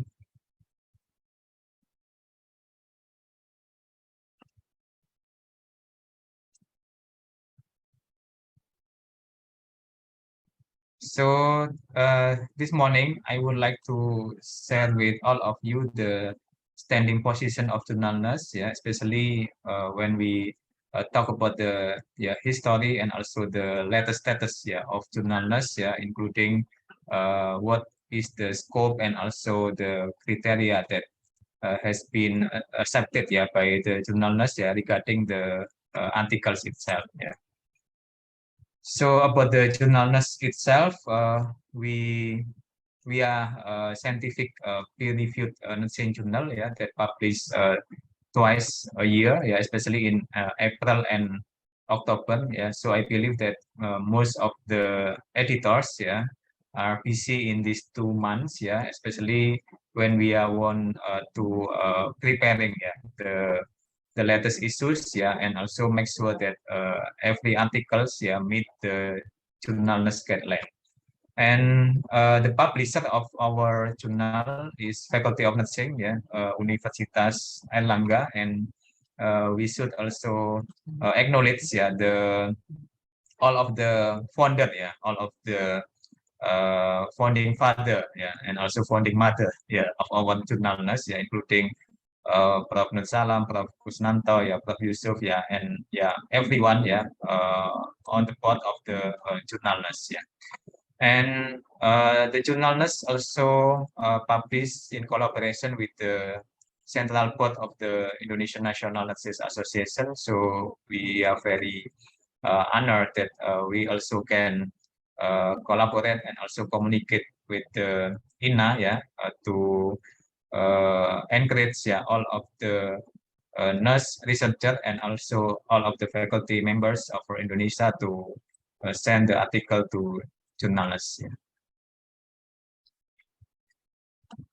So regarding the issues, yeah, firstly we issued the first volume and also the number, yeah, it was in 2006, yeah, and then it was in the printed version, yeah, and then right now we already achieved the 17th volume, yeah, number 2 in 2022, yeah, in October. And then just like Professor Lisa mentioned before, yeah, it's about processes, yeah, it's about a long journey, yeah. So it's not happen in days, yeah, in months, yeah, and it's happened in the long run, yeah, and it's really a tough process, yeah, when we want to develop a good and also high quality journal. So our journal firstly published in 2006, yeah, in printed version, yeah, and then in 2012, yeah, we used the Open Journal System version 2, and then recently, yeah, in just by this year, we upgraded, yeah, the version into Open Journal System version 3, yeah, and for us, this is also a great milestone, yeah, and achievement, yeah, because we really understand that the process takes a lot of human resources, yeah, take a lot of any resources, yeah, that cover and also supported by our faculty members, yeah. And then finally, after a long journey, yeah, the journal Ners as of 18 February 2022, yeah, has been indexed by Scopus, yeah, and it's also one of the best achievement, yeah, that we can get, yeah, in this year also, and we are very proud, yeah, that the journal considered as international reputable journal, yeah, in not only in Indonesia but also in international level. Yeah. And if we take a look at the number of citation, yeah, that also Prof. Lisa mentioned, one of the indicators, yeah, to see the quality of a good journal is the number of citation, yeah, and then we are yeah, very happy, yeah, to see that the citation also increasing, yeah, in terms of the secondary documents result in Scopus, yeah. So by today, yeah, we do have 128 citation, and we believe that this number, yeah, yeah, should be considered as one of the encouragement, yeah, for us, especially in terms of the journal management to enhance and also to encourage, yeah, more quality articles, yeah, and also to push and also to push the visibility of the articles. And finally, we are hoping to see the increase of the citation. And the Jurnalness also has been indexed by DOAG, yeah, Directory of Open Access Journal, yeah. So we also believe with the open science, yeah, and we open all of the articles, yeah, to the world, yeah, and it can be accessed without any barriers or without any registration system. So you can freely access all of the volumes, yeah, and the number, yeah, that has been published in Jurnalness since 2006. Yeah. And again, we also very proud to see that the Jurnalness has been indexed in our science indexing technology. Yeah, we call it SINTA. Yeah, this is the national matrix develops, yeah, and also maintained by the Ministry of Research, Ministry of National Education, yeah, and Higher Education, and we are happy to see that we have been categorized in SINTA 1, yeah, with the Edge index, yeah, 16, Edge 5 index 15, yeah, in terms of the Google Scholar, and also we received the impact of 0.82, yeah, this year with 15 Edge 5 index, yeah, and also citation for 5 years is 1,288,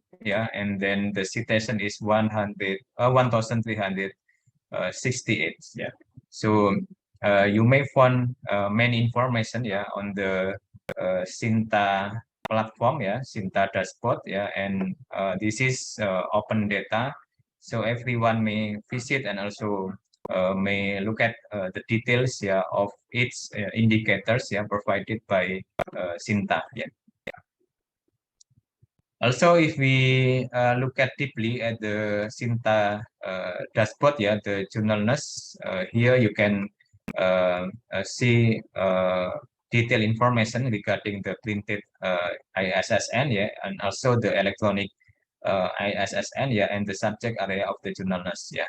And here we can also track the history of accreditation of Jurnalness, yeah, and it was really tough, yeah, to get accredited in national accreditation system because it was only two result, yeah, accredited and not accredited, yeah. But right now the category is more diverse, yeah. So we can see that a lot on more journal comings, yeah, and also accredited in SINTA 1 to SINTA 6, yeah.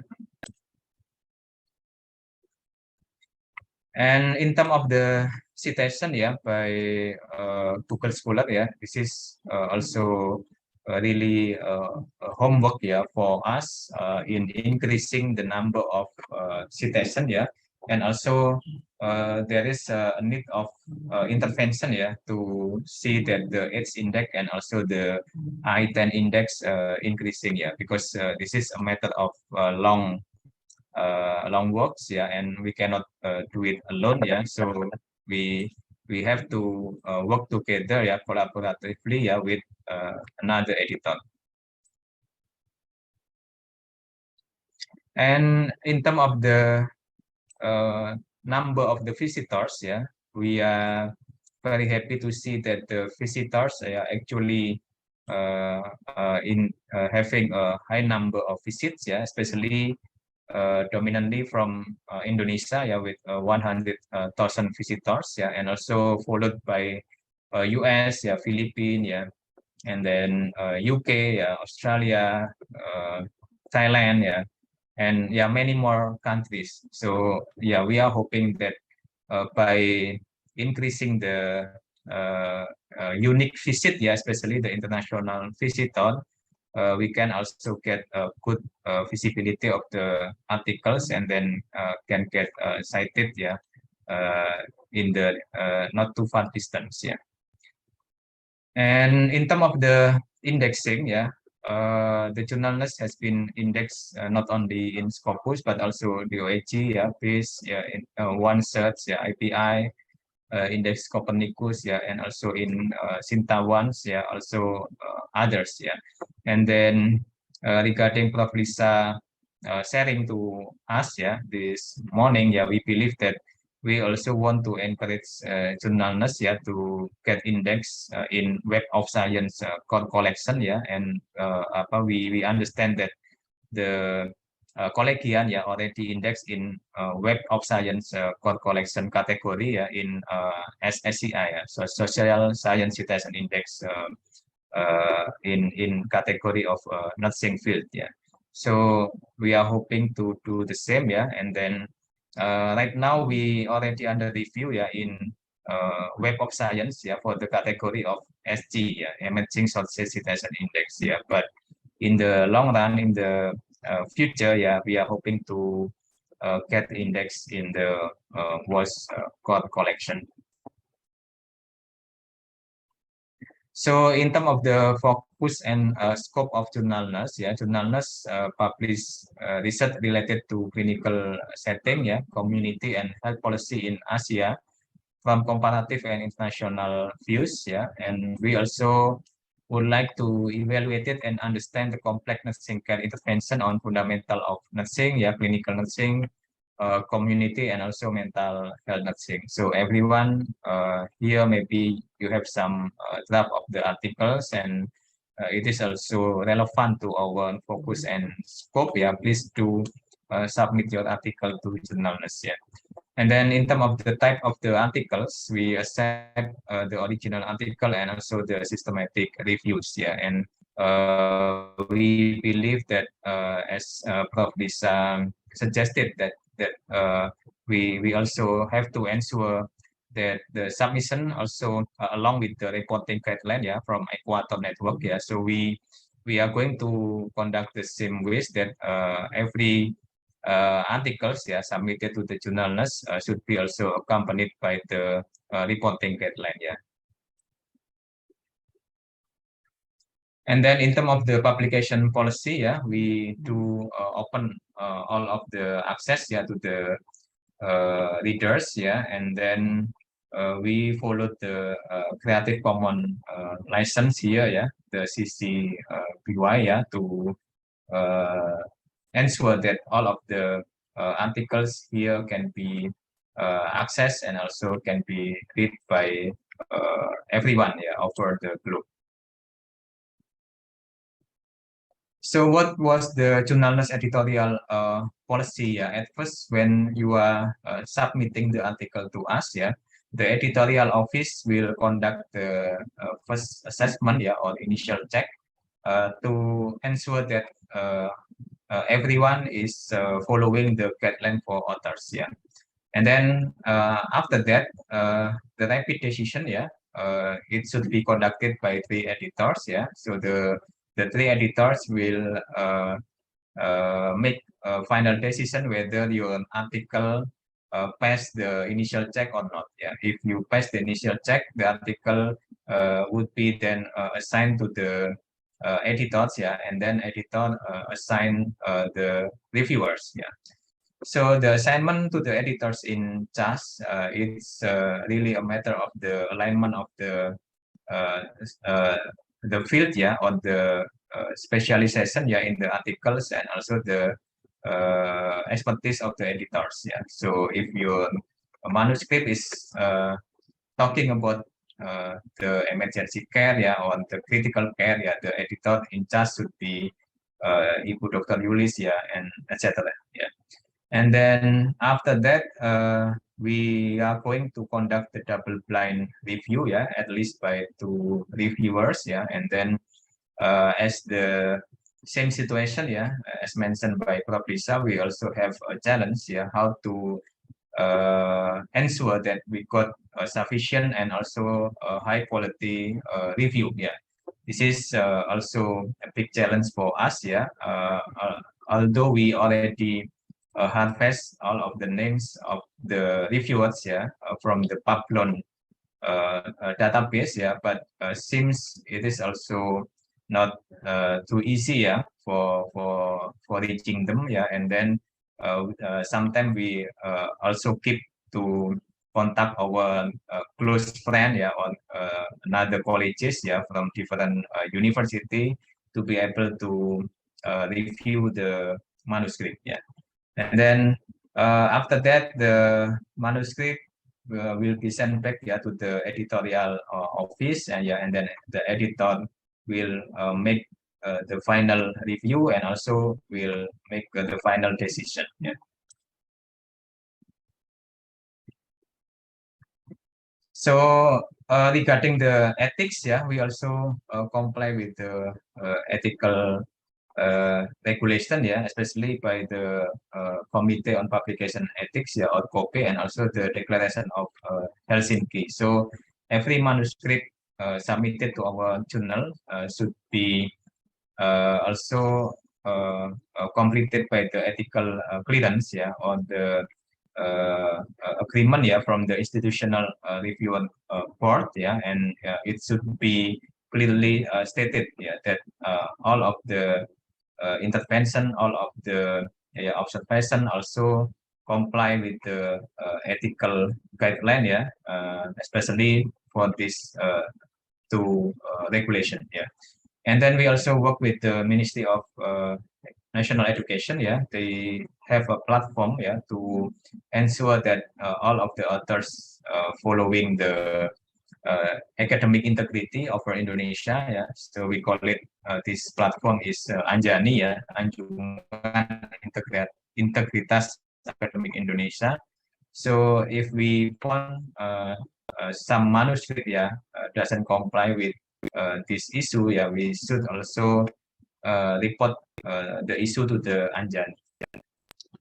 And then finally, this is our editors, yeah. So we are very happy to have the executive editor, yeah, Professor Dr. Nusalam, yeah, MNescon, and also I am the editor in chief, and another editor is Prof. Yusuf, and Ibu Dr. Yulis, Ibu Dr. Esti, yeah, and then we also have the Ibu Dr. Fitri, yeah, Ibu Dr. Ilya, Ibu Rena, yeah, Ibu Prapa, and also Bu Laili, yeah, also on board as the editor of Jurnals, yeah. And we beside the editors, we also have the assistant editor here. We have Mas Gading here, and also Mas Rifki, yeah, as the assistant editor of Jurnals, yeah. And then yeah, we believe that yeah, we cannot do all of the assignments, yeah, and also all of the tasks alone, yeah, because we have a lot yeah, something to do, yeah. Most of the editors are faculty members, yeah, and most of the editors are in charge in our faculty, yeah, in charge in our university, and also in charge in the professional association. So this is also very tough, yeah, when we want to achieve something big, and we also ensure that the articles follow the high quality rules, yeah. So that's all from us, from the journalists, yeah. And right now we are really waiting the final news, yeah, from the Web of Science, especially the SG index, yeah, Emerging Social Citation Index, yeah, and we are hoping to see diverse, yeah, authors, and also diverse articles, yeah, getting published in our journals, yeah. So that's all from me, Ibu Dr. Yulis. Thank you so much for the time. Thank you so much, Pak Ferry. We do hope also that journals will be indexed by ESCI very soon. This is our one of dream for the next year. In the chat room, there is some question, Pak Ferry. First, from Veronica Tan. I really want to be able to publish in the Ners Journal, but the waiting time for the decision is to be received is very long. Could it be made shorter?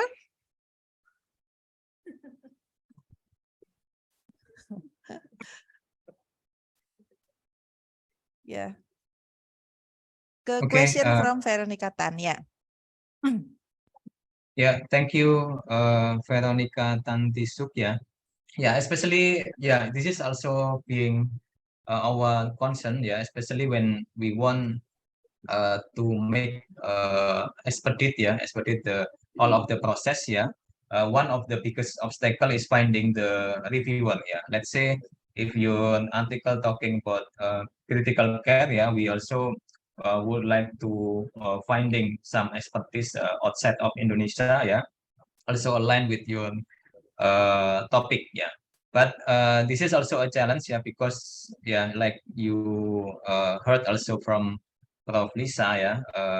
Everyone really happy to be reviewed. Yeah, but not to review the article. Yeah, so this is also being our challenges. Yeah, when we get in touch with some of the reviewers, and some of them keep silent. Yeah, and then some of them also directly rejected our invitation. Yeah, so if the potential reviewer rejected our invitation, actually this is a good news. Yeah, because we can find directly another reviewer. But if they keep silent, we also waiting for their response. Yeah, and actually for the waiting time, we also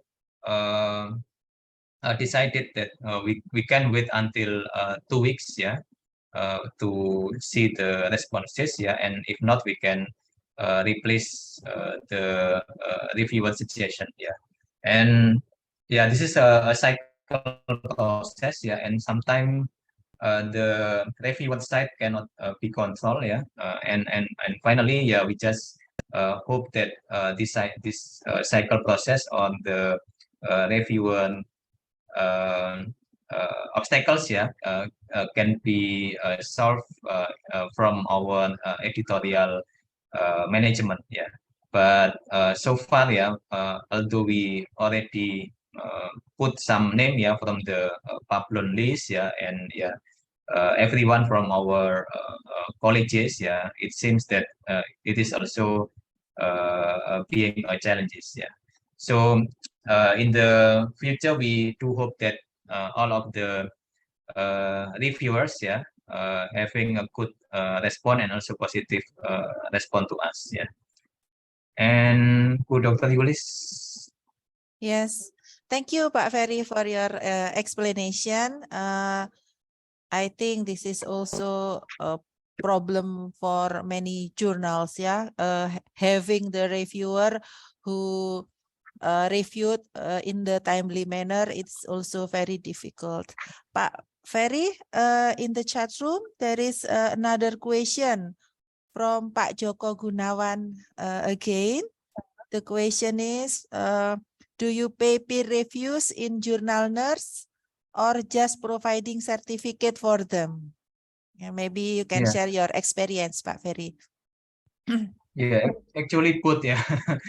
We also pay and also provide the certificates. And also we send the link to the Pablons for the reviewer recognition. And mostly for us, because we supported by our university. And then the university also having give some flexibility for us to give some honor or some credit to the reviewer. So every journal has an autonomy to make a decision whether to give some a little bit financial support for the reviewer or not. That's the first answer. And then the second one, actually we also very fast in providing the certificates. And also we are going to make everything to be connected in Pablon platform, on the reviewer platform by Web of Science. So we can easily recognize that every researcher or every faculty members has been reviewed for Jurnal Ners. They also getting some credit and also getting some acknowledgement in international platform. Thank you, Pak Ferry. Also, there is a direct message to me about the APC at the Jurnal Ners. I think Pak Ferry also explain about the process, the APC and everything. If you have need more question, please visit our website, Jurnal Ners website. There is information in there about APC scope and everything. Also the I think Pak Ferry also explained in the presentation previously about the Jurnal Ners. But if you want to have more information, you can visit Jurnal Ners website. This is the question from Diana Sukma. Yeah. I think time is end, Pak Ferry. For Pak Ferry, thank you so much for your sharing experience from the Jurnal Ners, and also for the participant who asking question and still remain in the room Zoom. Thank you so much.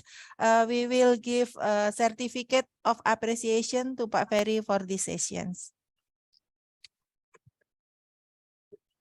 Yes, please receive Pak Ferry. Yeah, thank you so much, Dr. Yulis. Thank you so much.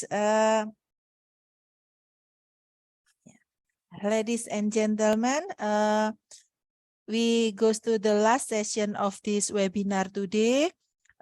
We will have the last speaker, Professor Dr. Nur Salam. Good morning, Professor.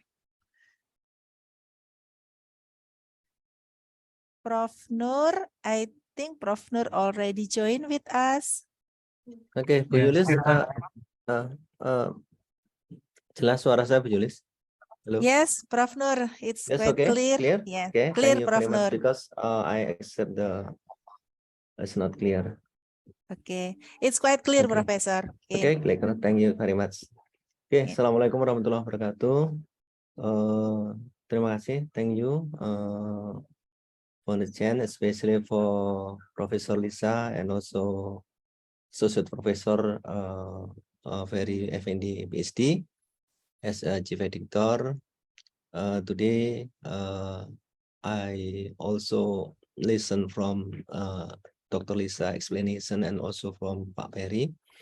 I think my explanation is already covered by Dr. Lisa, Prof. Lisa, but it's okay because this is I just give you chance key in the point as a request for talking about basic standard for publication article journal. And also I would like to say hello pada Dr. Chong, also in Zoom. I saw thank you very much, Dr. Chong, for supporting us, and also for our students. It's all of my students, I think, from doctoral student and also from magister. Unfortunately, there is no video on camera, not on camera. So I hope that's we should on camera, yeah. Nanti di absen Bu Yulis. Okay. And okay, I have 4 things that I'm going to explain, just a complete for Prof. Lisa said. Introduction, tips of good research and submit to journal, strategy for publication, and I divide it into 4 when I follow Prof. Lisa also there, and just this is as a accomplishment. And also for example of journal output. So I think to be a researcher, I think this is the question that we always saw, why we become the researcher, because this is one of the role of the nurse as a care provider, and also for manager, and also for researcher. This is the one of the role of us. What is the reason of the author for publication? I think this is the reason why we stay here, especially for the student. I think for PhD degree, for thesis degree, but after that is not writing, atau KPK itu koyok BNK, back again is not writing anything. So I hope that student is continue to write. for this one. And also like get promoted to be professor, and also for highest, and also for the get of funding. This is the reason why we publish on this one. I think the important publication in academic reputation, I think we have some of this, like in journals, we try to, to have to achieve until to be Scopus, as very explained from 2002. Actually, we have already in the journal, and also 2006, and become the Sinta, and we continue maintaining for this one. And we get some indexing from ProQuest, from others, from here, and also now alhamdulillah we can achieve for this one. So I think this is, I think, when we survive for today, because we are going to publish, or we are going to Paris. Publish in high impact journal or Paris. So this one, I think we should go on this one. So where do you start? I think, do you ever think that I'm not good enough to research? That's the big question, I think. I'm not a writer. I'm not special. I never joined any research project. I haven't gotten a grant or something. So this is the big question that always people will start writing. But believe that we like this from the stars. When we try to go to up like this one, like what probably gets here, I think we should step by step.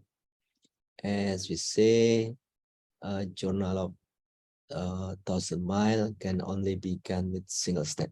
We cannot directly to upstairs, but we from the beginning. So this is just the points. That's the key.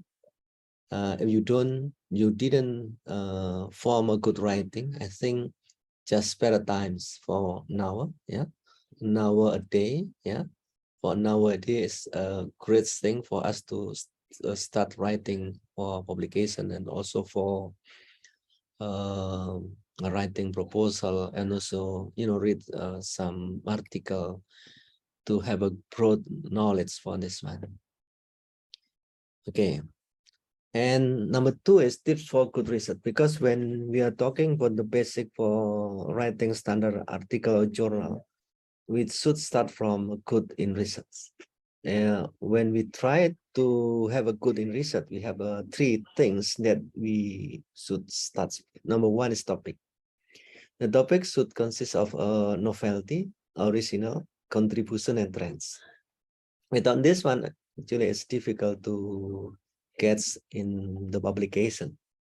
Number 2 is references. So as explained from Prof. Lisa, that we should have a great in article for literature, like from Scopus, Web of Science, Ice Thompson, and also from Sinta, that reputed references, I think, and also for less than 5 years. Number 3 is the methods. So I think, as also Prof. Lisa said, the methods like cross-sectional for modeling, we usually talking about the sample, because when we have finished our research, we cannot back again to to recruit the sample. So that's why make sure that the sample sufficient, especially so like say we have a more sample, 100, 200, or 500 is better. And also when we have for experiment, I think we can use for at least for 2 groups intervention, and also for thing, but FITT, frequency, intensity, time, and type. So the dose of the intervention should be clearly stated on this one. And each group, hopefully the number of the sample no less than 30. For qualitative, I think also we think about the sample. We have a participant, at least we have 10 or 15 or something. It's not only 2 or 3, it depends. And also we try to have the innovation like by approaching for R&D. I think this is the number of the sample and also the literary to review. So at least as I mentioned, we have 20, 25 or something, and always think about the 4S, yeah, systematic. I mean, is what's the we call what's the guideline? What's the procedure? What's the gaya selingkung? We call the gaya selingkung of this journal, and also the station. It's to goods, and also no error, no typo, and also the substance should be clear. And again, when we try to submit our proposal, because when we write for the journal, actually first we have to have a good proposal, good research, and hopefully we get a grants. Yeah, we got a grant from funding. I mean, funding from from the a stakeholder, from Ministry of Health, Ministry of Education, and also from other countries. I think it will be good. So we try to have at least we have the reputed journal, and also for monograph or reference books, module or Hagi we call here, and other policy, other product, instrument, policy, and others. So I think this is the points that we steps for doing the research. We have three things: that we have a good topic, we have a good in methodology and also referencing, as well as also when we complete for the other thing. And number three, what the strategy for publication? Why publish? I think this is the question. What's to publish? New original research or methods, review or summarize a particular subject, and also manuscript and the others. What not to publish? I think this one everybody knows that we have to publish is new original research or methods, review or summaries of the particular subject, but not to publish like reports, out of date work, publication, and also incorrect and unacceptable conclusion. Number one, how to get your article published before you submit. So we have to make the confidence, I think, before we submit the article. We should have the confidence that our article is great. Questions to answer before you remember in my previous ID. Things about why you want to publish your work. It is new and interesting, like novelty, SNOCT. It is current hot topics. Previously, in pandemic era, we have a lot of article topic talking about COVID-19. But now it's also changing. It's not only the COVID, but we have in Indonesia, especially like for stunting, also for PTM, non-PTM. In Indonesia, we call chronic disease, and also for tropical disease. So this is, I think, that's the point. And also research papers, original research. Hopefully that we have original research, the typical of paper, and also proposal, new concept, and review of paper, simple review, and also systematic review. Also, okay, this one is already explained by Prof. Lisa, full article, set letters or rapid communications, and also review, and the others. I think that what type of manuscript we can identify. And again, so we should identify the rights of audience your paper. Identify the audience. Verify their interest in the topics, knock down or modes, ones or activity, and translate and something. Determine the range of the interest. I think this one is also should be the considered for us. Now, again, as Prof. Lisa and also Pak Ferry said, select the best journal for publication for submission. So this one is, I'm not going to repeat again. This one is already explained. I think it's clearly we should select the best journal. The best thing that one is not predator. Yeah, it's not included in predator, puts in journal, and also for publisher. This is the important. Not predator for publisher, and also for the journal itself. The most problem in publication usually, as last question asked, submission of paper which are clearly out of scope. So when you submit for leadership and management, should be the topic is leadership and management. When we submit in the journal of the pediatric, for example, so we submit for pediatric article or something. So this one is should be follow ones. Failure to format the paper academic to the guide. So this one is kaya selingkuh. Jadi it's not according to the guide. Inappropriate suggested reviews. Yes, so we give the feedback and inappropriate. Inadequate response to reviews. Inadequate standard of the English, as already probably said. There is submission or rejected manuscript without revision. So this one is problem also. Sometimes I am asking to the student, why you submit again? You haven't make a revision. And my students say, this is lucky, untung-untungan, Pak, because it should be the difference review, something like this one. But I think it's not something like this. Number two, what to make a good manuscript? I think everybody know that the manuscript should be contents clear, useful, exciting, yeah, flow in logical manner, yeah, is format to best showcase of the material, is written in style that transmit the message clearly. I think this is the make a good manuscript. So important to remember that preparation is important, but do not spend too much time on your preparation. Sometimes the student, our doctoral student and also master student, they are going to submit the article after the finish for research. I think when and the first step for the research, I think we collecting data. Actually, we can start for submitting for this one. That's why preparation important, but do not spend too much time. Submit to the right journal, okay? Submit to one journal only. We cannot one article submit in 3 journals, the same topic. Check the English, pay attention to journal requirement, and also be honest.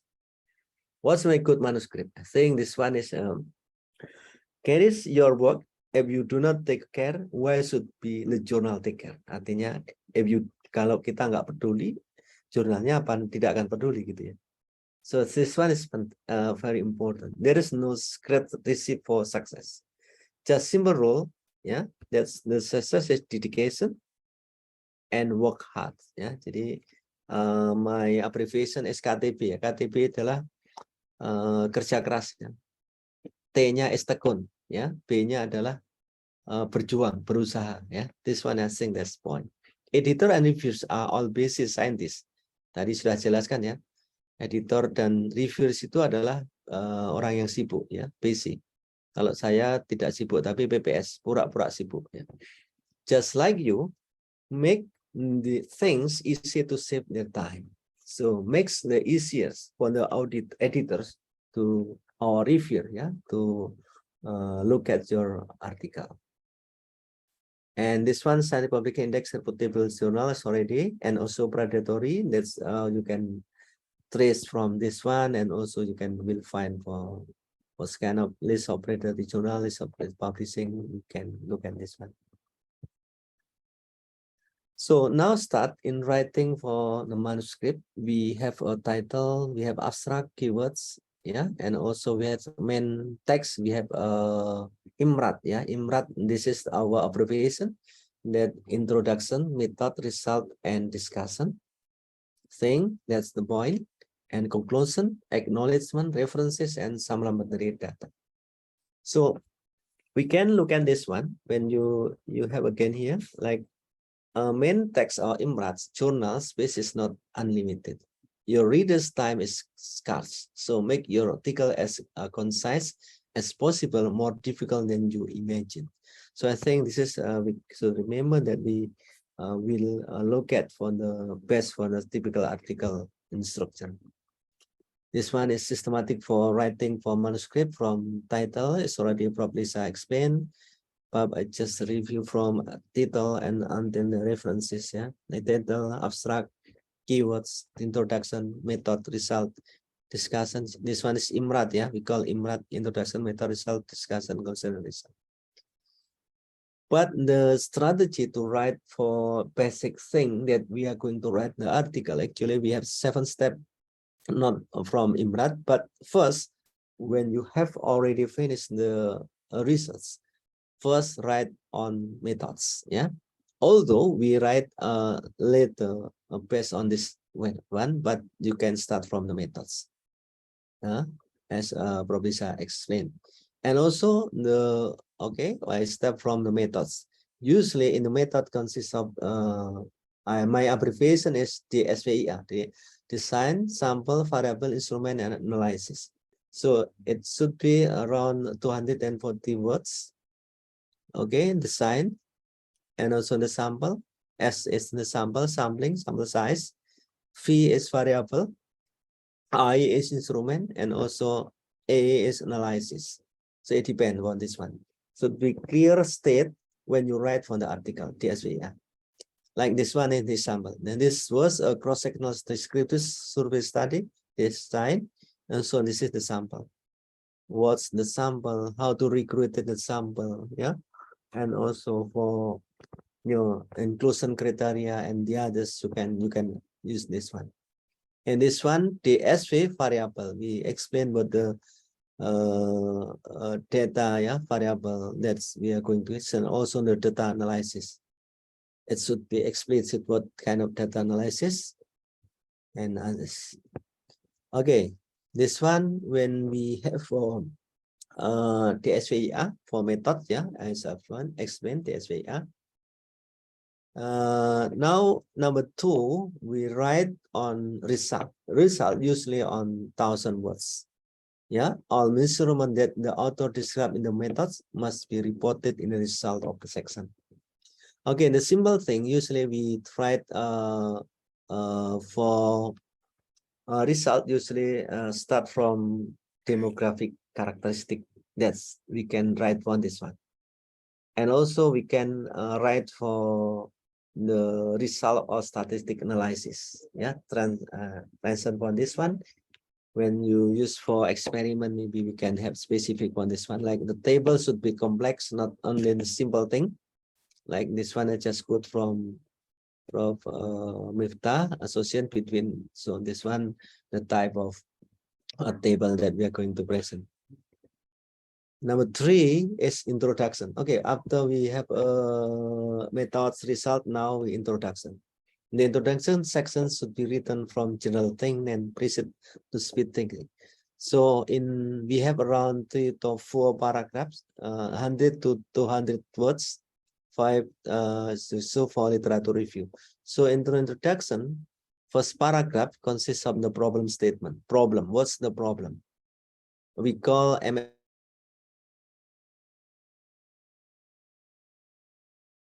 let's say we have a stunting problem. What's the problem with stunting? And then what's the standard for reducing the stunting or for intervention for the stunting? Is that work or is that not working? And the second paragraph, we have the data or scale of the data can include important for the problems, things that are not from other similar studies. So this one's for anything that author didn't know before the research conducted. And the 3 thing, the final paragraph, I think we consist of a chronological also solution. And the last one, the paragraph, the last third paragraph, it consists for the aim of the study. So in the last paragraph, we write for the aim of the study by using the past tense. Yeah. This is the introduction. And next one, pay attention for the following for introduction. Before you present your new data, put them into perspective. Be brief is not history lesson. Cite only relevant reference. Do not mix introduction. Do not offer use of expressions such as novel and first time, second, and others. Okay, this one, the example when we are going to write for introduction. So we consist of number 1 is this is the paragraph 1, paragraph 2, and the last third paragraph, and also the aim of the study, like this one. The study aims to build an understanding of this one and this one. And number 4, step 4, we try to write for discussion. Remember, when you write for discussion, we have 3 things that we should write. First is on the facts. Yeah, facts is what's the result on your study, and the theory, what's kind of theory that supported, and also for opinion, what is your idea. I think this is check for the following: do your result relate to the original question? Do you provide interpretation of it? Are your research consistent and others, and so on? Do not make statements that go beyond what the result can support. Suddenly introduce new term of ideas. This is that do not destroy. So in discussion manuscript, like this one, the first paragraph of discussion must be able to describe the important result that fact concern of the study. And I try to write for this one the fact, and also this is the theory that supporting for our finding, and what is our position, what is our opinion. But you cannot write menurut pendapat saya, based on my opinion. No, just say what is your position here. The opinion from research based on research result. And number step 5, we try to make the conclusion, usually description. It's not point per point. When you write for the script, conclusion is like this one: present global, and then indicate user extension, such as my writing in conclusion. I think have number 1 is description and answer the question, answer the objective of the study, and also limited for the number, and others is not like a hypothesis. Usually when we make the conclusion, always say ada pengaruh, tidak bro, this is related, this is not related. No, this is should be in kind of sentence, kalimat, yeah, like subject, predicate, object, and the others. This one is the key for writing the conclusion. Like this one. This one is the conclusion, description. Yeah, give the meaning of this one. And the last, I think we try to write for abstract. In abstract, we consist of introduction, method, result, analysis, and discussion. Okay. In introduction, just the point, because usually only 150 or 200 words. Yeah, jadi it's only 150 or 250 words. And also introduction, like I previously explained, and also the methods. The methods here consist of DSV, design, sample, variable, instrument, analysis, and also the result. That the result is this third part of should consist of 3/4 total abstract. Yeah, and this one is large. Yeah, and conclusion written 1 to short sentence, maximum 2 sentence. And we use for keywords for use keyword 3 to 5 words. Yeah, it's not too many, or only 1, only 2. So usually we have 3. In other countries we use for 4 to 6. Yeah, okay, like this one. And this is the abstract introduction or objective methods. Yeah, we use for the SVER, and the results here, analysis and conclusion. I think this is the point. And yeah, this one. A good title should contain the fewest possible words that articulate. Usually it is limited to 10 words, ya, jadi 10 kata or 12 maximum, ya. Effective title identify the main issue of the paper. Begin with the subject of the papers, accurate, unambiguous, specific, and complete, as a sort of possible. So this one, I think, that explain for use consists of what's kind of the title that we can use. And references manager, I think, please adherence to the guide for authors of the journal. What the journal suggests us to write for this one. It is your responsibility. Can help save time, check referencing, and the other. Avoiding sitting the following if possible. Like personal communication, you cannot just sitting for this one. Okay. More mistake are found in the revision than any other part of the manuscript. Be careful. Usually we make a mistake on references. It is one of the most annoying problems that cause great headache for the editors. So be careful, especially for review. Okay, this is when I explain for our strategy to basic for write for journal from introduction and until I write for this one. And number step 3, the review on editorial problem. So this one, the review, as already explained by Prof. Lisa, you can see many journals use a system of initial editorial review, and yes, I think this is good. Yeah, this one is already explained. Yeah, reason for early rejection. What should you check?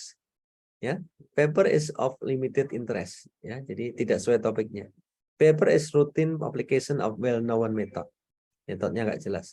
Paper present in incremental, advanced, or limited in scope. Novelty and significant are not immediately evident. Jadi bulat ya istilahnya, novelty kebarunya nggak muncul. So what is your work is interest? Does the work and significant? Is the perspective consistent? And I think this one that we point for. Reason for rejection, failure to meet submission requirement. Be careful for this one. Incomplete coverage of literature, unacceptable poor English. So that's why we usually proofread, ya. Harus proofread tadi sampaikan Pak. What should you check? I think read and guide for author, under to station, did the first readers of your mind and the others. I think we can use for good thing. Do not resubmit elsewhere without revision, as I previously mentioned. So please revise first and then submission. And the last, as already Prof. Lisa explained, the ethical publication. I think in the methods, usually you state what's the committee ethic, yeah. You write ethical and also what's the data of the ethics for this one. Reaction, this article is virtually identified in the previously published article, ya, like this one, retracted, ya. Jadi kalau Anda harus ambil lagi karena sudah diteliti misalnya gitu. This is the sample of retracted. Ethical issue in publishing, scientific misconduct, publication misconduct, and plagiarism. So of course, multiple submission, duplicate publication, and the others. Okay, this one is the last is about the example. I think we can ignore from this one. Can skip for the example, and the last I think I am going to all right, again thank you Bu Yulis for attention. Assalamualaikum warahmatullahi wabarakatuh. Waalaikumsalam warahmatullahi wabarakatuh. Thank you so much Prof. Nur Salam for your presentation. Prof. Nur Salam is also well known as the founding fathers of Jurnal Ners and also the father of all nurses in East Java. Thank you so much, Prof. Nur Salam. In the chat room, we have one question from Mariam Bansur. Thank you, Prof. Nur Salam, for the insightful presentations. I would like to ask about mixed method. Can you give any tips for publishing mixed method research with 3 stages of research? Yeah. Because we often find it difficult to write. Yeah. Okay. Okay. When it depends. Yeah. The meaning of the mixed methods we can like in our doctoral program and also for master's program we have like explanatory research or exploratory research. So when we start for number 1 is explanatory research, and of course we start by cross-sectional study. It means quantitative. You can publish for cross-sectional. I think this is for with the modeling or something. I just analyzing, yeah, the factors, yeah, for publication. Di publikasi pertama tadi analyzing factors, or you can use for the modeling or something. And step 2, usually we are going to design what's kind of the instrument, what kind of the module, what kind of the things, the product that you are going to design for this one. So I think also we can, it's not only for publication, we can also for haki and also patent, yeah, simple patent, yeah, we use already explain and also team in simple patent, Pak Ferry. So I think this is we can have the great output for this one. And the third is for usually we use for experiment. I think you also can publish for this experiment. But again, and the first step, actually, you can make on not only one manuscript. You can use for 2 or 3 manuscripts because you have many variables. I think we can identify what's kind of the variable that related to. Let's say we are going to developing empowering family to reduce the stunting, for example. So when we are going to have a developing empowerment, number one, we can publish also for the manuscript for what kind of factors that related to empowering. And also, you can also try what the relevant relationship between empowering and also reducing the stunting or something like this. So I think this is the example. And the end, I think, was your intervention, for example, to work with the family and also what the results for experiment something. This is the explanatory research. By the first cross-sectional, as I told you, we have a number of samples should be more. It's not only 100, but maybe 200, 500. It is the chance for us to be accepted. Number 2, for exploratory research, we can start from qualitative study. I think qualitative is also you can publish first. And the second thing and the third thing, I think the same patterns we have for, for designing something, and you have a model. And the last we can for intervention. Okay, this is the method. That's the authors, and also we can use for this one. This is The second question, Prof, from Devi Mariam.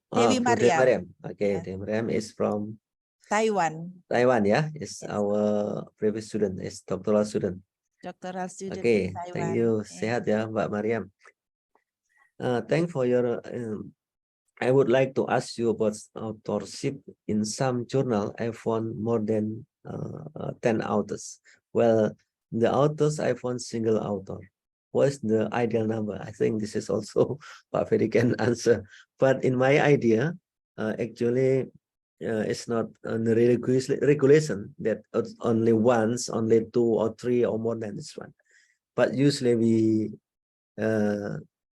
we decided it's not only one. I think believe that research is not only one.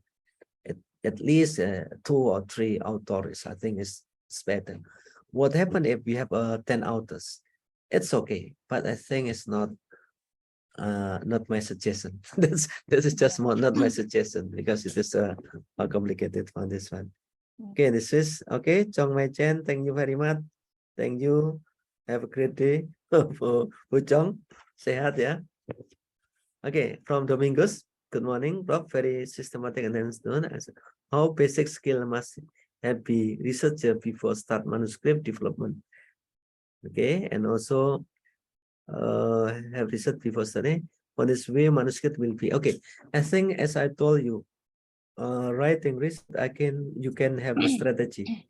Like without research, we can have writing for the manuscript from literature review, from stata, ya Pak Ferry ya, ada stata. From the data, you can do for this one.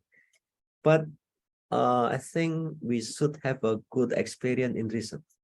So I think we feel proud, yeah, we satisfied when we do for the research, and also we can write the manuscript and then we can publish.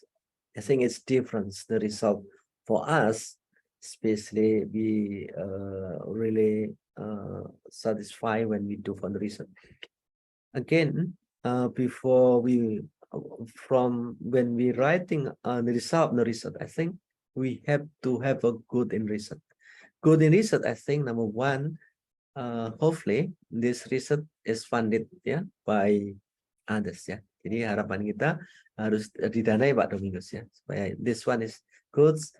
You can or if you have money, I think you can also use by yourself. But I think we can suggestion for funded by the government, by the other stakeholder, and the others. I think it will be great for us.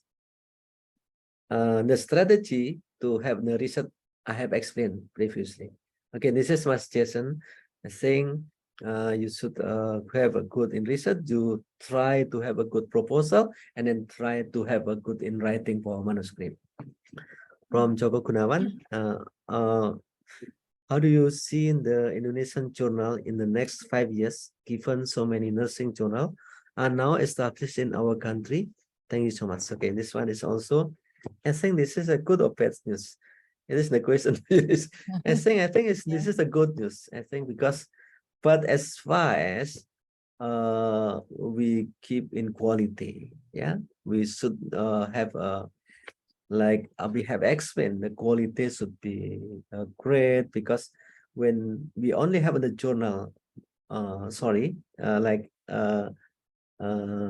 not in Sinta and only in ISBN, for example, I think we try to mix the quality and the grade from, for example, S3 to S2, ya, Sinta 3 menjadi Sinta 2, and also updating. I think the more journal is great, as far as this is the quality of the journal is also good. Although this is the nurses, because the health worker in Indonesia, the number of nurses is we have around million, 1 juta, ya. I think the biggest number among the health worker.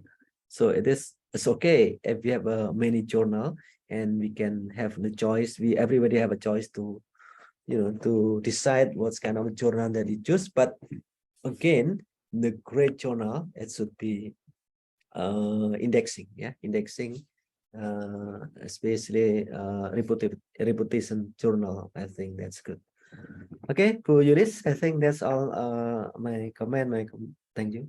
Thank you so much, Prof. Nur Salam. Yeah, number is important, but the quality is more important, right, Professor? Yeah, betul. Yeah. Otherwise, we will be discontinued by the indexing institutions. Yeah.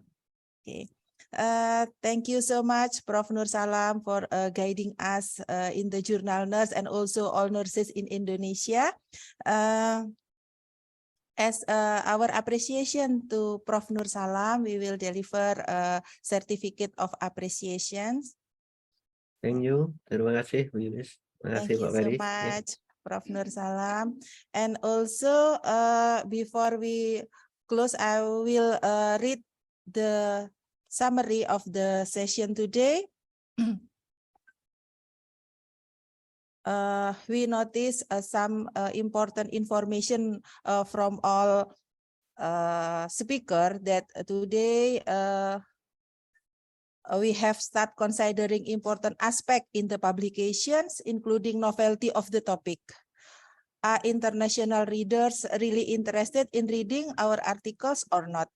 We should really prepare article as well as possibility before submitting, such as the English, adherence to the guideline of the journal.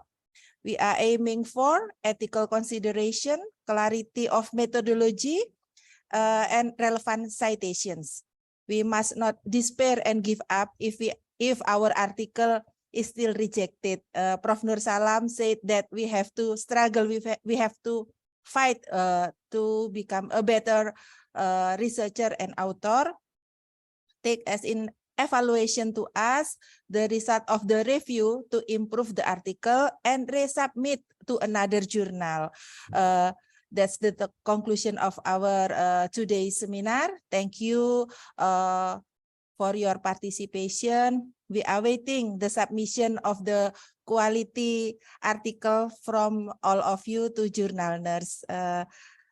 Thank you so much. I think this is the end of my session. Once again, I would like to express my highest appreciation to all speakers and also participants of the webinar. At the end of this session, we will share link where you can have your certificate for the webinar. Thank you for having me today.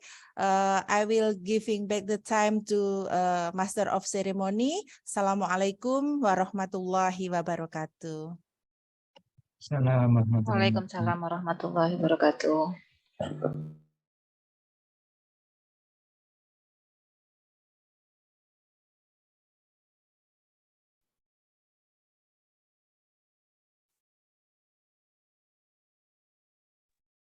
Okay, thank Lely. you, Ibu Yulis and all honorable speakers.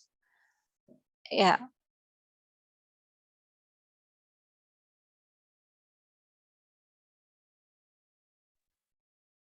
Okay, I would like to remind you all once again to fill the link at the screen to get your certificate of your attendance in this event.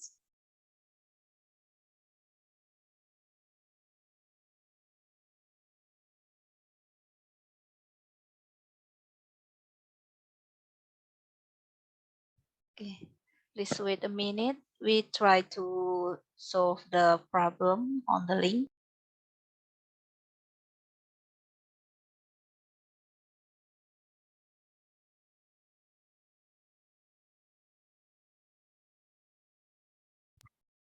Lely, I think now it's okay. Okay, thank you. The link is works. Yeah. Okay. Or maybe we will blasting by email, right?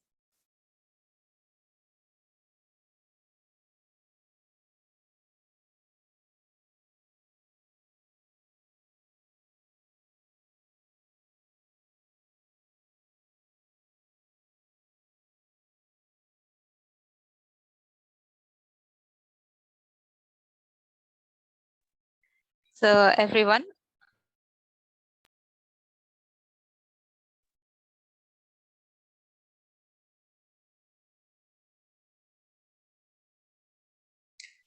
okay, ladies and gentlemen, we are entering the end of this event.